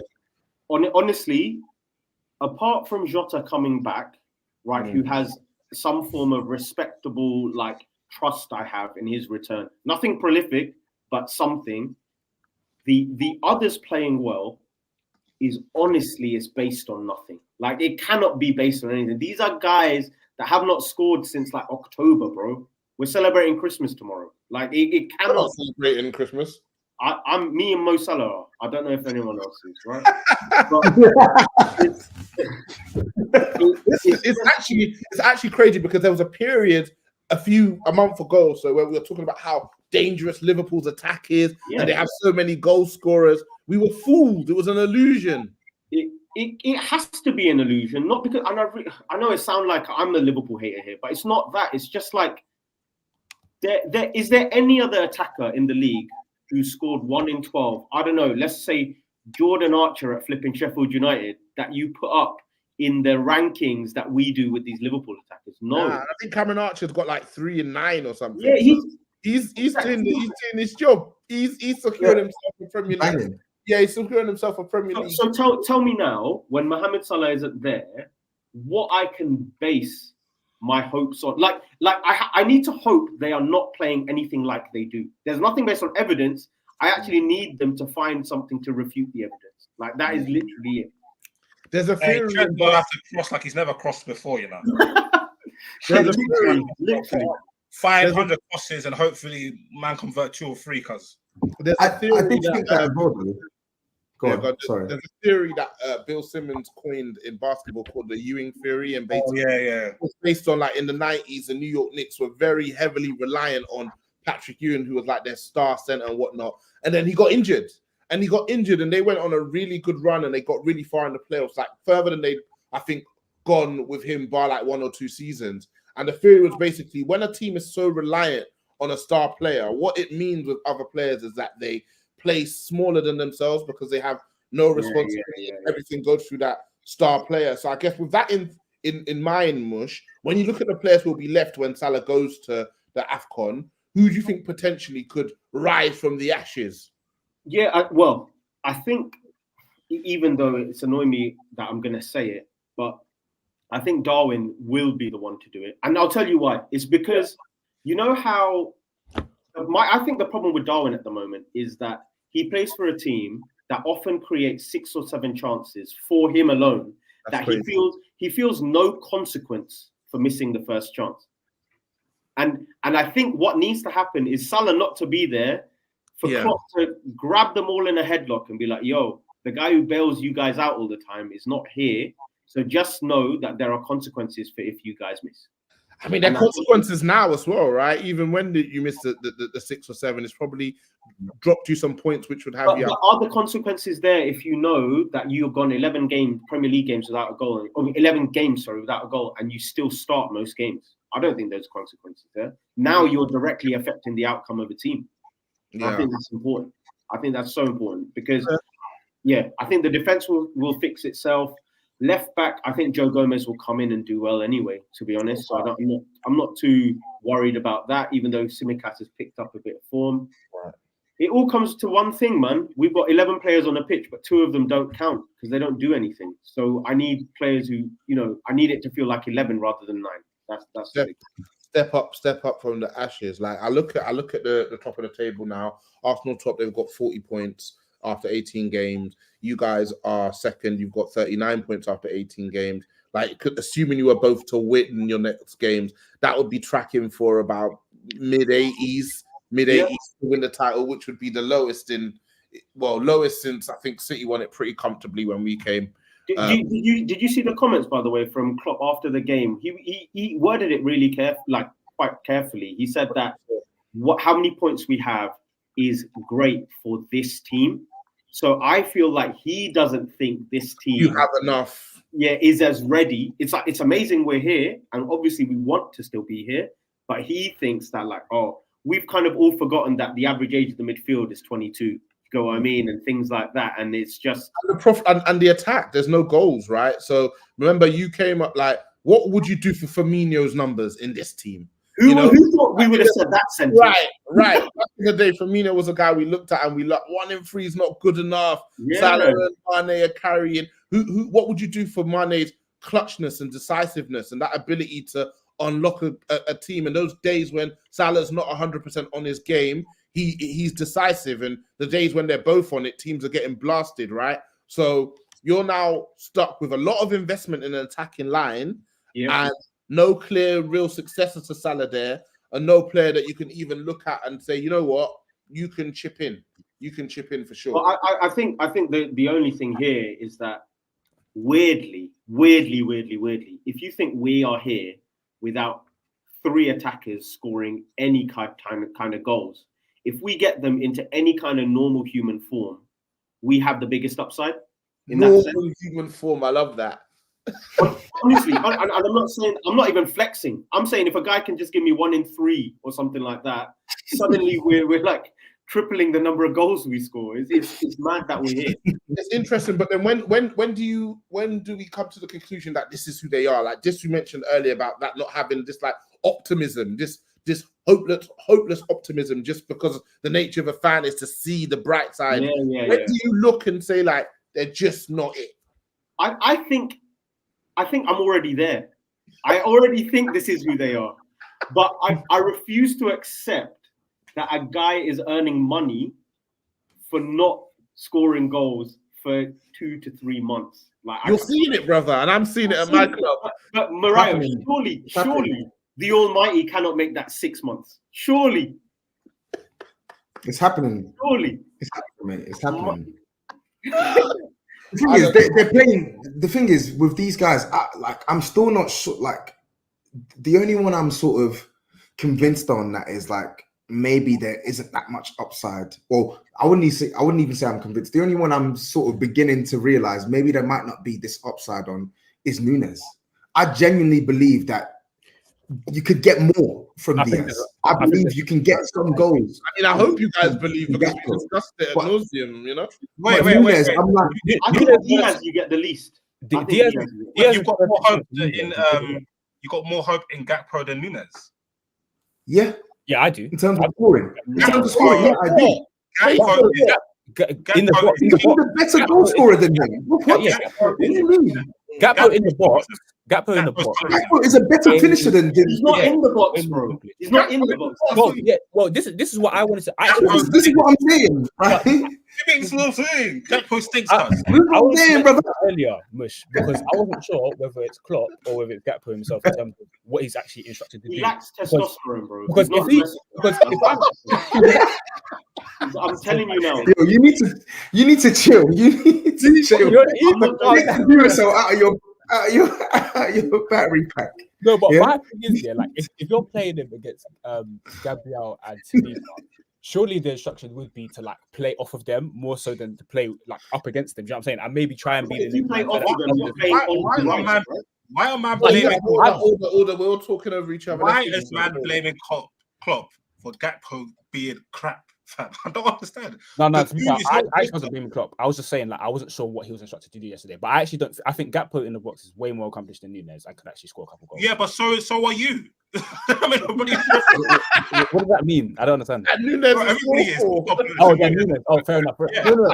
Genuinely, from what I saw from Gakpo, like in the World Cup and some of his goals at Liverpool, he looks pretty accomplished in the box. I'm not trying to like the guy. I think you get Nunes and Diaz especially. I think Diaz's first 6 months at Liverpool, or that first when he came in January, I thought he showed quite a bit. So, Shems, do you know why I have Nunes with more hope? This is craziest discussion because we're saying not who has the highest ceiling, we're saying who's closest to the floor, right? But it's the reason why I have Diaz lower than Nunes is because, bro, Nunes, in terms of these chances, I know he's not scoring them, and I'm angrier than anyone, but he's there. He's there. The chance is either gonna go in or it's not. What I'm saying with Diaz, well, likely not, but yes. Yeah, likely not. But the thing with Diaz is there's nothing going on, bro. There's nothing. The comp is just instrumental. It's an image. It's not even a video. Like it's crazy. We are talking about a player who's not doing anything. Whereas at least with Nunes, you're doing something. However badly you're doing it, you're doing something. But can I just say that Gakpo being good in the box, he's a 40% big chance converter. So that's another fallacy. He's the only light-skinned attacker in the Premier League that's not fast. Please, man. Yeah, please, man. No, 40%. Is that like that's terrible. How many minutes is he playing? Is it terrible or is it below? Terrible, really? No, it's terrible. Who does he share that range with? Is it terrible, Nunes? No. Nunes is generational bad. Yeah, I don't know if that's okay. Same as Gabriel Jesus. Obviously, he's only had this is a short number of chances, but he's Gabriel Jesus level right now. Eddie Nketiah. Nketiah's in the room, boy. He's also been deployed deeper though, so it's not. We haven't even spoke about Arsenal though. Yeah. We're going to speak about Arsenal. Let's move on to the Touchy Gooners, obviously not represented on this week's pod. They were really riled up this week, you know. Dr. Leroy was on the podcast last week. He said either it was going to be a close loss or you could see Arsenal absolutely blamming them. Jem, I want to come across to you. How do you think Arsenal did yesterday with the Anfield test? So first 10, they looked really up for it. And I was thinking that they're going to blow them away here. Especially on the counters, it looked like they were getting in. Especially, there were spaces there for them to exploit, the likes of Martinelli, Saka, and then after that, it just went downhill from there. I think it was interesting. I think mentioned earlier about the midfield, how Liverpool won that midfield, and I think something wasn't quite right in Arsenal's midfield, and I think Yeah, the reason why I say that is because whilst Liverpool were very like dominant and like intense in there, so when you have, I'm not scapegoating, but when you have Havertz in there, Havertz is not, he doesn't do midfielder things. So it kind of felt at times that they had two in there in the sense that he wasn't actually contributing to trying to like gain ground in that midfield and actually try and win the ball and things like that. Obviously, that's not his game. He's more of a goal scorer. But I just felt like obviously Rice, I think Rice held it down, and Odegaard was trying to receive the ball deep in areas as well. Obviously, he got caught a couple of times, but he was trying. But but with Havertz, it seemed like there were a man short in there because he wasn't actually like trying to do midfield things, and it left them a bit short, in my opinion, which kind of allowed Liverpool to gain the advantage in there. But yeah, I think a lot of their players had a very, very off day. So like Martinelli, for example, Zinchenko didn't play well at all. So Is yeah, that enough day for Zinchenko though? Sorry, is that enough day for Zinchenko defensively though? Well, Arsenal fans, yeah, defensively he's not. Yeah, he's never been the greatest, but like I feel like Arsenal fans tell us a lot what he brings in possession, but even then, like in possession, but out of possession, yeah, yeah, it wasn't good. It wasn't good, but yeah, I think Saka looked okay.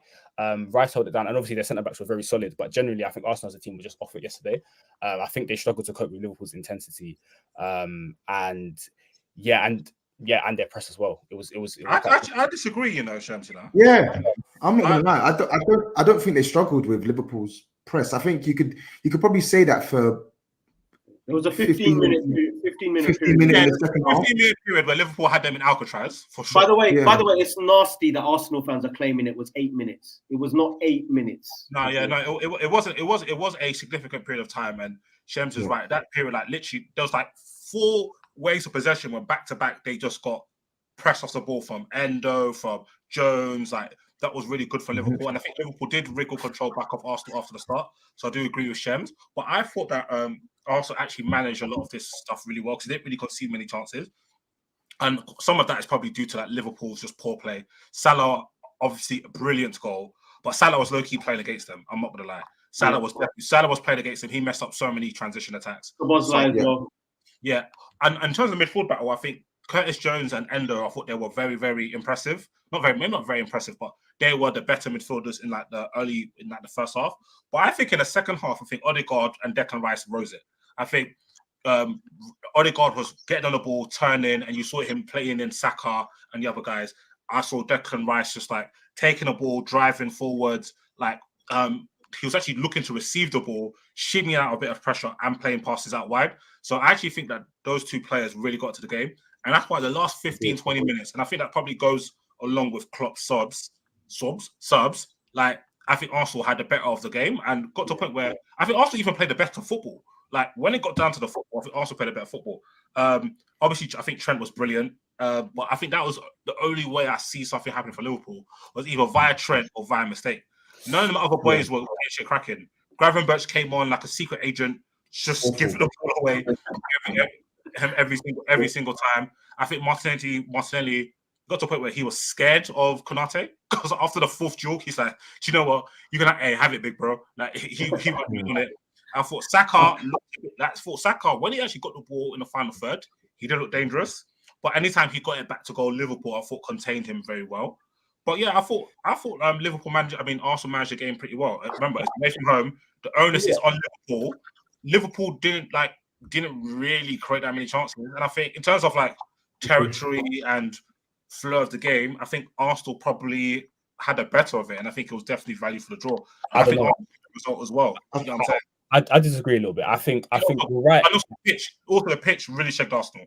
I think you're right in the sense that Arsenal did manage the game well and they defended excellently for sure. But where I disagree is I don't think Odegaard had a good game. I think he turned over the ball quite a few times, and genuinely he just couldn't influence the game as he would like to and as Arsenal would have liked him to. So I disagree there. I mean, I was going to say with the Odegaard thing, the only thing I would say is there's a difference between Odegaard picking up the ball up in a place where you don't want him to, whereas I thought Odegaard dropped deep a lot to get the ball where we let him have the ball, and I think that helped negate, because the one thing I don't want Odegaard to be doing is Arsenal play the ball between the low lines and Odegaard is feeding attackers. Yeah. Whereas the only pass he had was out wide. Really, he didn't really thread anyone in. Yeah, and I agree, and that kind of goes back to the point I was trying to make at the beginning that I feel like something isn't right there because Odegaard has to come extremely deep to try and do those things. And in all fairness to him, like I rate him for doing that because again, not a lot of players have that bravery and that technical ability to take the ball in areas he does. Yeah. But this goes back to my point at the beginning. I don't think something's right there because the fact that he's having to do that all the time, and the third man there isn't actually ever trying to do that. I think it's a problem personally. I think the only midfielder that was good for Arsenal yesterday was Rice. Personally, so whether that's Odegaard's fault or not, Rice was giving them the ball the whole of the first half. I think threw down his legs in the first half. Especially when that game press got active, he was like, whoa. There were parts of it. I thought Odegaard, there's a couple of times he got dispossessed, but Odegaard was constantly looking to get in the ball. And Odegaard was the one that actually was progressing the ball the most for Arsenal. He low-key does half of Declan Rice's job in possession because Arsenal don't have Partey, who was brilliant at that. So they're kind of missing something. And then they obviously had Xhaka as well. So swapping out Xhaka and Partey for Rice and Havertz, they kind of lose a bit in build-up. And I think they've adjusted that with Odegaard. Coming deep, but actually, I think you've been harsh on him, Semms. I think Odegaard, especially in the second half, I think we also got to manage how we judge performances when it's a really tight game, and I think you got to also look at people's performances in the context of everybody else on the pitch. Is that the stereotype? Like what game did Odegaard play the other day? I think it might have been Wolves at home. Maybe it's that game when Odegaard was just brilliant. It wasn't that type of game. I think, but I did think he was excellent. Not excellent. I think he was very good. I think Saliba was excellent. I think Konate was excellent. I think Van Dijk was excellent. I think the centre backs were excellent. To be fair, and Trent as well. I was going to agree with you on the fact that I think when you're playing at Anfield at that kind of atmosphere and that intensity, there's a cap on how well you can play. Like it's not the place where you're going to have 100% pass completion and you're going to complete 8 through balls like an easy game at the Emirates. Do you get what I mean? Like I think he did well based on the circumstances. And I thought Saka had a really good battle with Gomez. There were times where Gomez got some good tackles in, some good defending from Gomez. Other times Saka put great balls in that Jesus and Havertz were nowhere to be seen and Martinelli were nowhere to be seen in the box. So I thought all in all, it just looked like a tussle between two teams that were similar level. And these are not teams that are the level of your City last year, of your 97-point Liverpools. These aren't teams that are that good. I think they are as good as this season will probably produce. But I think these are not teams you're going to be writing in history about by any means. Fair. All right, guys, we're pretty much halfway through the season, so I thought it would be a good exercise for us to kind of review the typical awards that the Premier League handles out. Let's like put our eyes on the players who are doing well and catching our eye 18, 19 games into the season. So I'll start with and I'll use their official names because I think some of them sound hilarious. The Hublot Young Player of the Season. So it's presented to the best performing player aged 23 or younger at the start of the season. Who are we giving that to after 18 games? Young player. Destiny. Yeah, the Hublot Young Player. Ooh, Destiny. Yeah, Destiny Doki. I like the sound of it. Is there anyone else? Need to look at the table for these things. Okay, Destiny. All right, cool. Love that. Next one. The Castrol Game Changer of the Season Award. Given to the individual with the single most game-changing performance during the campaign. Trent Alexander-Arnold, surely. Which game was that? I'd say Fulham. Free kick and then last-minute winner for the 4-3. Yeah, that was mad. But I think that Dominic Solanke's got a shout there as well. I think he's changed a lot of games for Bournemouth. Is this player of the season or talk about a particular game? Yeah, Castrol Game Changer of the Season. Given to the individual with the single most game-changing performance during the season. So you need to be referring to a specific game here, not an amalgamation of multiple games. Okay. Game changer in a single game. So you put Trent against Fulham up there, Mush. Trent is a shout. Yeah. There's more. You got, to be fair, Declan Rice, 2 stoppage time winners, 1 against United. So that You can Hey, put that Koroff, in. and he was okay in that game. I'm not doing that. Yeah. Not Hey, game, we're talking about not game game. changers. But if it's We're game talking about changer, game what about changers. Scott McTominay against Brentford? Come on, Speak man. on it. Come on. Exactly. That's what. No. Is that not a biggest change of a game though? No. Yeah, but like, Doku. Man What got like game? 4 Yeah, goals. Doku against the game that they Who won against was at home? Yeah, He got yeah. like 4 assists. Oh, and a the goal. 4 assists. Yeah. And a goal. I think Who was think- that? Yeah, I can't remember who it was against. That was- everybody can't That say was, Etihad again. It could have been I anyone. think that was Bournemouth, I think. Was that Bournemouth? I'll double check. I think so. Yeah, but that game I think still. so. Man said Declan Rice, come on, behave, man. Yeah, like again, individual performances here. There was a performance that Sterling did against Rice Burnley. is so shameless, man. Flip. Sterling against who? Who do you mumble there, Shems? Against Burnley. Okay. Well, I think he got. What do you mean? No, Stop it.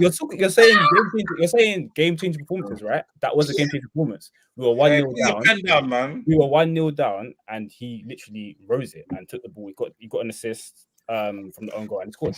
And he was excellent. Shams, I think That's like don't that's, think I don't know that's, what you're that's, doing. that's the average Madison performance. That's fine. But right. The question was game changing performances, and he changed the game completely. That game. The I single could just goal. name like 6 games.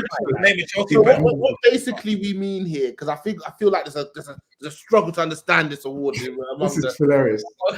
among the masses. Right? It's a performance, and you come away like, wow, this guy was amazing. Not a guy just scored 2 goals. No. I That genuinely don't move me. That wasn't to you, Sam. That's just generally to the gallery, you know. yeah. Like Yeah. I'm not gonna lie to you. That's genuinely how I felt after that game. So wait, if you're saying wow, this guy's amazing, do you mean performance of the season? As in No, a in match the performance? game, yeah, in a specific game, in just one game, a game changer award. The fact you guys are struggling to really get this one, I think the Premier League need to look at this one. So we'll move on. The next one, Oh, Doku. We said Doku. He's got. If it's a whole Doku or game, Trent. Doku or Trent, yeah? All right, you lot said Doku. All right, cool. Doku, man, not Trent. Stop it. Next one, the Oracle most powerful goal is awarded to the goal with the fastest average speed of all goals scored from outside the area. Yeah, move on, man. Man, move on, man. let me take some Szoboszlai one, man. Just give it to me. And the Oracle most improbable comeback is given to the team who come back to win from the most improbable circumstances or where there was the lowest probability of victory. Oh, it's a statistic-based award.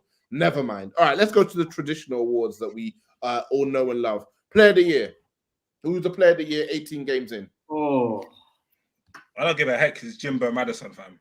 Madison for me. I'm still sticking with Madison. How many games has he played? Like 10? He's played 11 games. I'm still sticking with Madison. Just about half. Come on. I'm still No, it's sticking not with just Madison. about Sorry. Half would be 9 games. Yeah, just about half. No, not just about, brother. 11 divided by 18, that's 60%. 61%. Okay, so that is just about half of you. Is that just half of you? Who's going to say majority of the season? Yeah. Cool. So you guys want to put Madison on the table? Obviously, I'm sure Mush, you're going to want to put Salah on the table. Who else are we putting on the table? Salah's justifiable. Yeah. Yeah, hey. Son, I'm not mad at Salah. justifiable. Son, Haaland, that's a good shout. justifiable. Son is who I feel you should be leading with at this point, Tobes. Oh, okay. It's a bit Oh, yeah. nasty, nasty that No, you're still, no, because it's a bit nasty that you're still pushing Madison. Listen, Son's been amazing for us, but listen, Madison it's just different, bro. It's just different. 61% of the games, brother. He's out of it. He's out of it. So you said Son, we said Salah, we said Madison. I Not think really any City players for me. Hey, Raj, I'll tell you why Madison shouldn't be out of it. Cool. Let me see your face when you lied to me. No, I have to hold on. The reason why I say that is because he's probably had more good games than everybody else, even though he's played 11. And you know I'm right. Let's You keep know I'm right. talking. Let's You know keep talking. Saliba, Declan Rice. Both of my dead bodies. Saliba and Rice are shouts, definitely. No, they don't. Definitely. No, they don't. Yes, they are. Yes, they are. Yes, they They don't are. have. They don't Saliba, have more of a shout than Paqueta. Or yes, Rodri. they do. What are you talking Or about? Haaland. Yes, they do. Or Haaland. Yes, they do. How many games- You just said, wait, you just said Paqueta doesn't have Saliba and Rice don't have more of a shot than Paqueta. Nah, that's crazy. You You're know who crazy. you're man. dealing with, Tobes, so. Did you see You're what crazy. Paqueta did You know yesterday? who you're dealing with. Did you see You're what Paqueta crazy, did bro. You're yesterday? crazy. Did you see the- Have did you seen what Saliba's been doing all season? Oh, I barged the guy and I do a nice shimmy. Way. Yeah, you're crazy. You're mad. You're mad. Let's move on. You're mad. This guy's crazy. He's We tapping. didn't He's decide, so who are we giving it to? Pause. So wait, who did Semms? Shems didn't say any. Semms said Badashile. Shems didn't say anybody. He's gonna say Sterling. He tried out the group chat. Do you remember? He tried out the group chat. He tried to forward Sterling. He's gonna say Sterling. Go on then, Semms. Cool. So we've got Maddison, Son, Salah, Van Dijk, Saliba, Rice. Is there anybody else? Wait. So we don't have Haaland. You No, I can't mean, be. you could have Haaland, But we have Saliba and Rice. boy. Oh, my Haaland, boy. You could have Haaland Wait. if you want, fam. Has Rice been better than Rodri? No, But we have Rice. Rodri's up there. Fair Rodri's enough. up there. Rodri's Fair up there. enough. But Rodri's had. The thing is, I was told that Rodri's been sent off, so you have to mark him down for that, which I get. Are we allowing Alisson then? Yes, he should be there. He should be a contender. Yes, Bro, no goalkeepers. Yes. It's ridiculous, bro. yes, he should be there. It's He ridiculous. should be there as a contender. He should be there. I think it's hard to pick a standout here. We have Yeah. man that are controlling games. We have man that are scoring wonder goals, setting up teammates. And now talking about man that are claiming crosses and saving 1v1s. The performances, Disu. You have to Fam, respect the performances. It's ridiculous. You have to. He's actually tapped. I'm telling you, this guy's Oh, tapped. I think Alice is the best goalkeeper I've ever seen. He's tapped. Alice is the best goalkeeper I've ever Have you seen. seen that? Congratulations, bro. Have you seen that meme with the guy in the jail and he tries to get the gun and blow his own brains out? I'm not talking about Van Dijk and Saliba. Ollie What Watkins happened could be in the conversation. What happened to I the think, game I love? yeah. Okay, so we're not sure on this one either, but we'll keep an eye on this one. We couldn't quite come to a consensus here, but we've also got our own awards. We call them the triple. We call them the Triple S Awards. Let's go around. I'll start with you, Disu. Who's your star of the weekend? Star of the weekend. Ooh, this is a tricky one because no. Oh, Solanke. What am I talking about? Mush, who's your star of the weekend? Gosh. Now you want to say Salah. You can't say Salah, bro. Yeah. I don't want to say Salah. I wanted to say Solanke. That's why I'm annoyed. You can say the same person. There's a clear star of the weekend.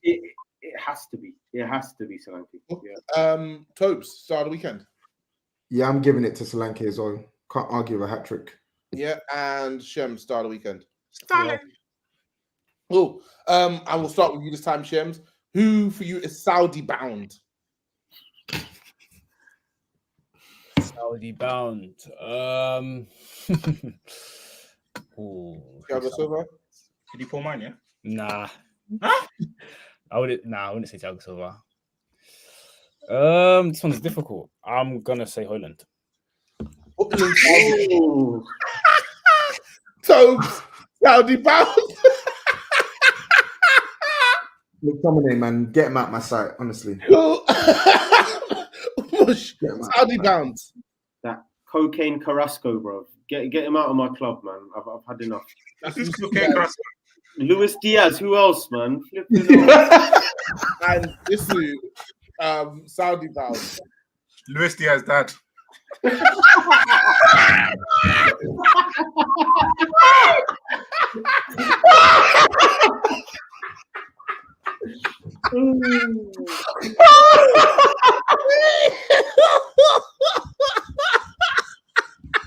All the Premier League dads, yeah. All the Premier League dads, check your shoulders, yeah. Check your shoulders. I'm actually crying.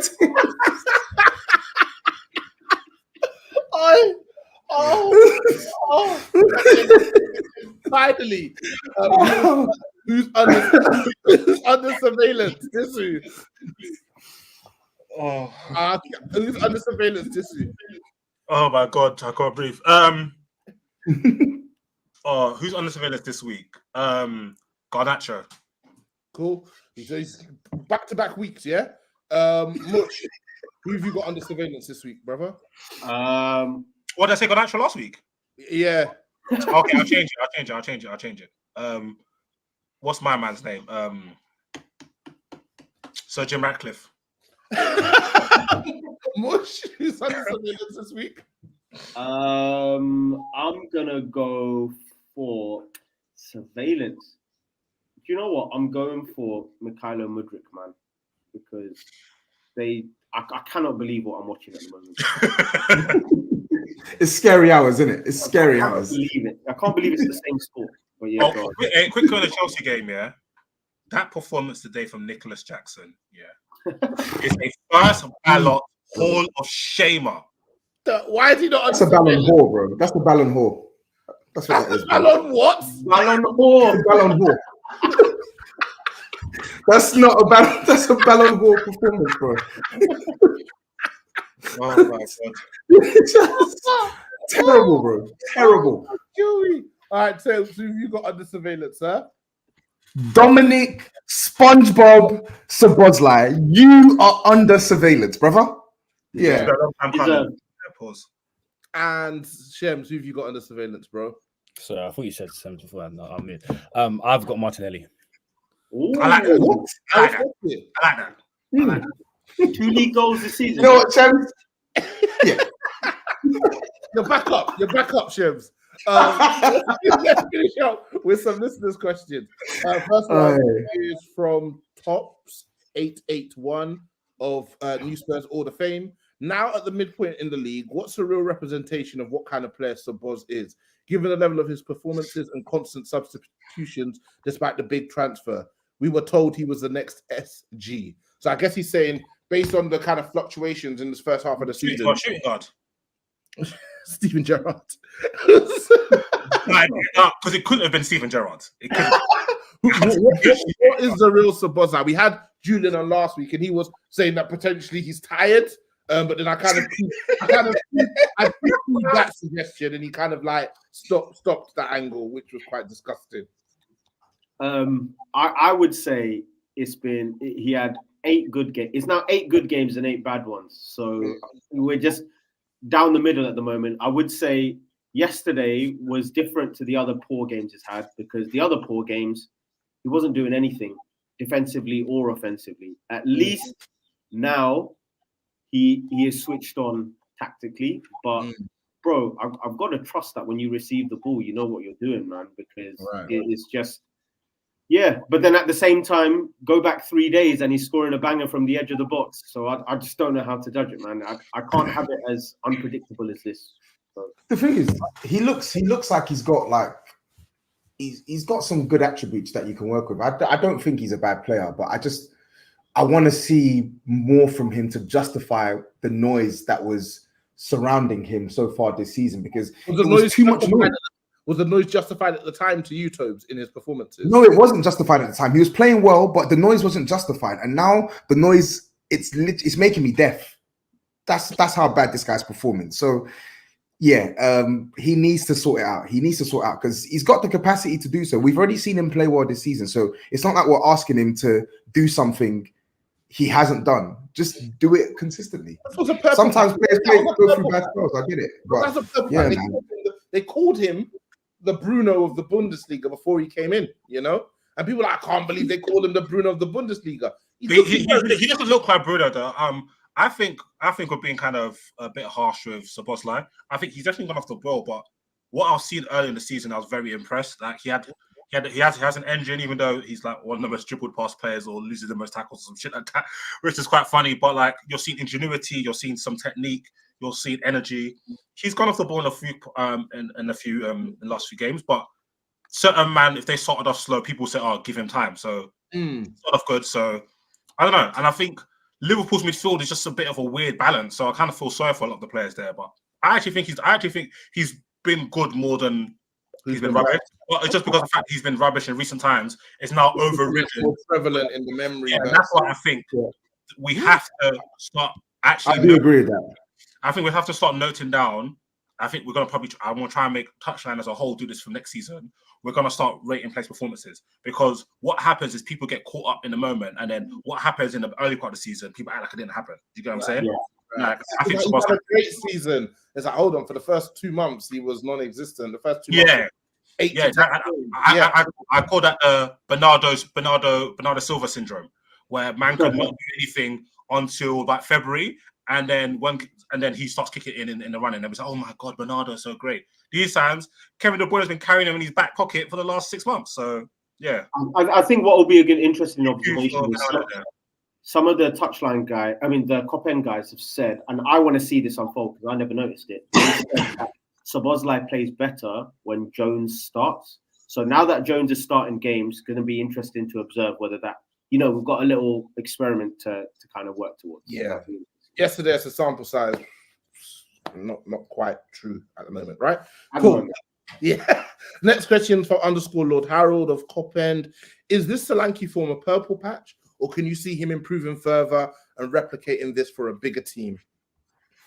He plays like this every week. He plays Time like will this tell, every man. week. I actually don't know. It's funny because me and Tobes and a few others and much. I think I'm not sure if much you in that discussion yesterday.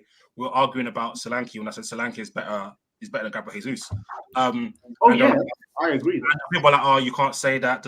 I'm like, okay, fair enough. Like this is like the first season where it's a very good goal return, but we've got to look at things in context. You can't just look at Wikipedia pages, right?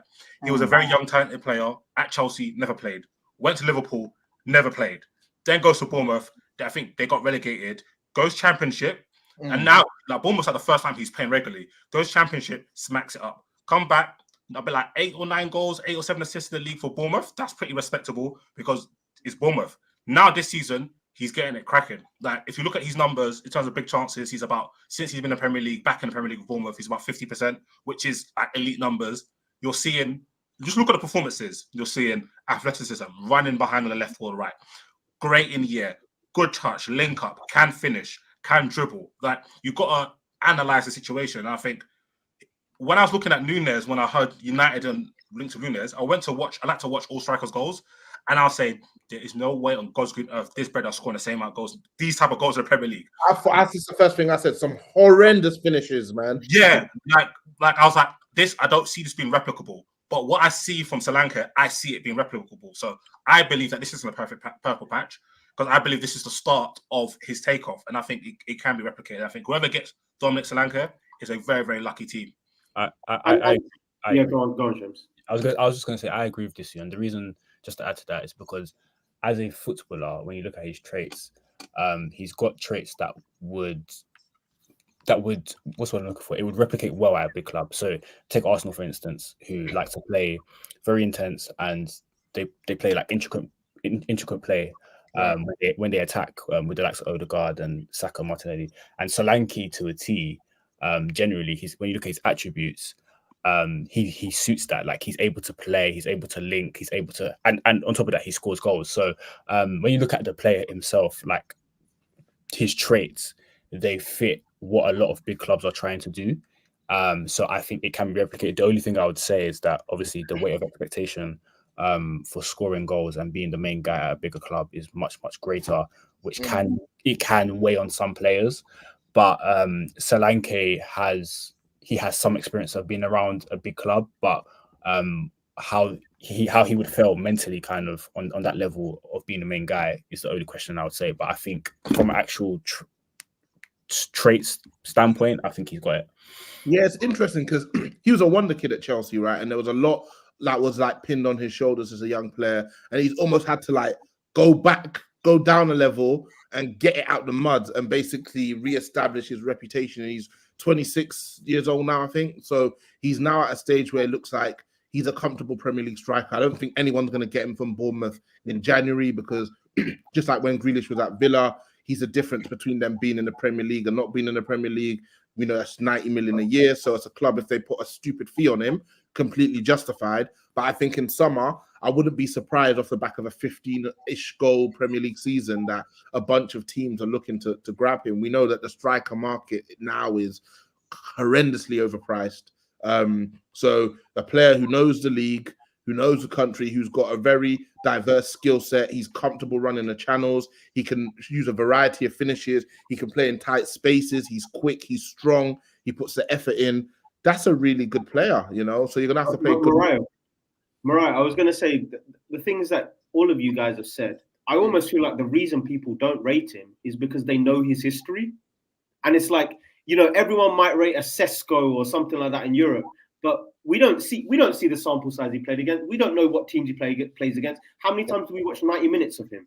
Fact. You are seeing the guy play well against the teams that if he joined your club, he would be playing against. Right. And demonstrating elite competence at various aspects of the game. Right. It's just because you know how he was doing at 20 that you're judging him. Like I genuinely think people don't rate him because they know too much about him. And if they only like if you ask, for example, United fans at the start of the season, would you want Højlund or would you want Solanke? A lot of United fans, because it's shiny new toy syndrome, would have said what I was saying in the group chat. Mariah can attest to it. Like it's exactly that. When a player's from a foreign club, you haven't had the time to watch his journey. He's foreign. He's got a bit of reputation. You've seen his best bits in terms of highlights on YouTube and Twitter and so on and so forth. These type of players get more respect, and this is what we have loads of debates in the chat. That's why I'm trying to hail up the likes of Watkins, Tony, Solanke, Callum Wilson, because these guys are playing for like mid-level clubs essentially. Well, Newcastle probably better than that, and scoring goals and doing really, really well, carrying the attacks. And man are not respecting them, but they will be slutting. Bro, we saw man slut from Modric. Ain't nobody watched him. Exactly. Nobody watched him. Man was slut from Modric. How many people at the time would want Mudryk ahead of someone like Mbeumo? And Mbeumo's been putting in work in this league for how long? Yeah, it's true. So I think sometimes as football fans, we've got to take out all the noise and actually just look at what happens on the pitch. Obviously, it's difficult to assess a player if you're not watching week in, week out, or ever watch like a lot of these games does 90 minutes. But if that's the case, just say, okay, cool. From what I've seen, he looks good. Let's wait and see. But some people like Ross, like I've had it with some of my friends. Solanke, no, we can't do that. Like he hasn't scored that many goals. I'm like, bro, because he hasn't played. He hasn't played. That's the reason why. Now he's playing and he's scoring. And maybe people think it's easy to score goals from Bournemouth, but he's currently on pace to score about 20 to 22 goals for Bournemouth, right? Certain people's favorite strikers have never done that for top teams. So we'll see, man. I think he's a class player, man. Yeah, good shout there. One for Retta AFC. Will Klopp have to sacrifice Europa to keep up the title charge? AFCON and the Asian Cup is also near, and Europa's schedule is always annoying around February, March. Arsenal fan experience. I think the squad is deep and being managed well. That I think the players that come in, like Europa games, you've got Kwanzaa who comes in. You've got the likes of when Robertson's fit, Tsimikas is a good deputy. I actually think our second choice options are Europa League level players anyway. So I actually don't think it's that much of an issue for the Liverpool squad. And on top of that, these are the games where the likes of Gakpo and Nunes and stuff should be racking up goals. So, yeah, I don't think it affects our outcomes. Fair enough. Next question is from Lacasse_Stina. If you was allowed to decide the starting fixture for your team, but it's the same one every season, which one are you picking? As an Arsenal fan, I'd just pick Liverpool away to get it out of the way quickly. That's a good question. If you were picking the first fixture of the season, but this was who you'd have to play as the first fixture of the season every season, who would you pick? In the spirit of that, I would pick one of our bogey teams as well, because I feel like playing teams at the start of the season, they might not be quite ready. You might have a few players returning from pre-season or international tournaments, so you could catch them off guard. Right. So I would pick an Everton or a Manchester United away. Those are our real struggles. I'll pick a City at home because we always seem to get good results against City. You just want as of late, so I think you just want to for the points, Tobes. Yeah, start off. Yeah, I want the points. I want the big scalp and the points. I don't want any of this. Oh, let's go away from home and lose. No, I want the points as well. Is there any team that you'd like to get out of the way early doors? I would say, thinking of time of season, if we're going to play against Thugball, give me Newcastle first game before anyone's got any wear and tear throughout the season. Win that home game before Joe Linton's got enough reps in and just get that done, man. So, yeah, that's me, bro. Fair enough. I hear it. Disu, anyone for you?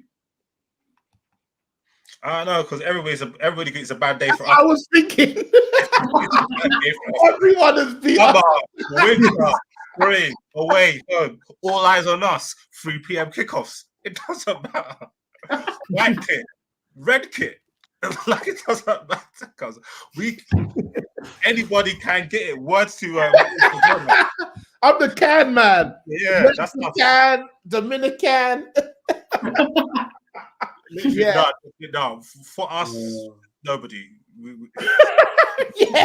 This who's killed me. This who's killed me with that Steve Harvey meme. Like, it's your kits. Like, every man needs 4 suits. You put the tan, you put the tan with the white with the grey.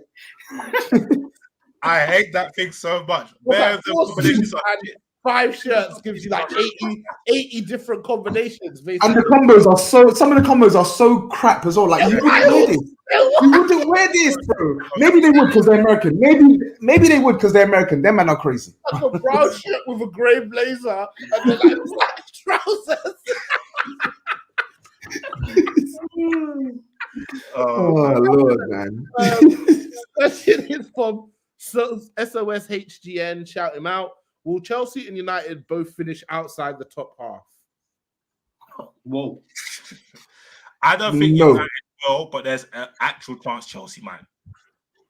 Yeah, so just to like look at the table, Arsenal top 40 points, Liverpool second 39 points, Villa third 39 points, Tottenham fourth for 36, City have a game in hand, fifth with 34, West Ham are sixth with 30, Newcastle are seventh with 29, Manchester United are eighth with 28, Brighton are ninth with 27. Then there's a drop off.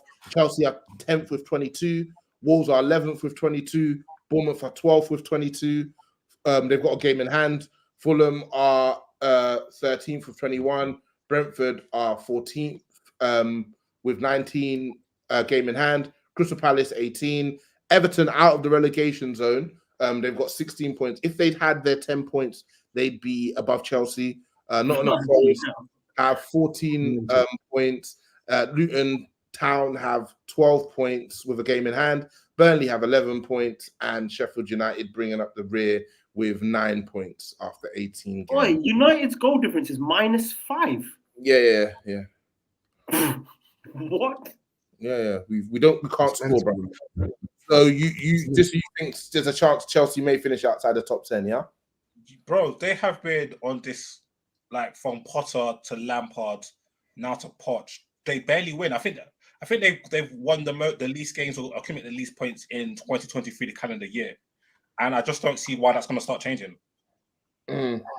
There's so many questions, but we're over 2 hours now, and it's Christmas Eve. I've got to go do some last minute shopping. So, listeners, somebody may take a look at these on Christmas Day. Probably won't. Thanks to everybody who's like shared this space with us. It's been a while since we've done a live stream for the main pod, but it's been a pleasure. Toe, Semms, Mush, Disu, as always, a pleasure, lads. Season's greetings. We'll catch up with you all next week. Peace. Peace. Peace.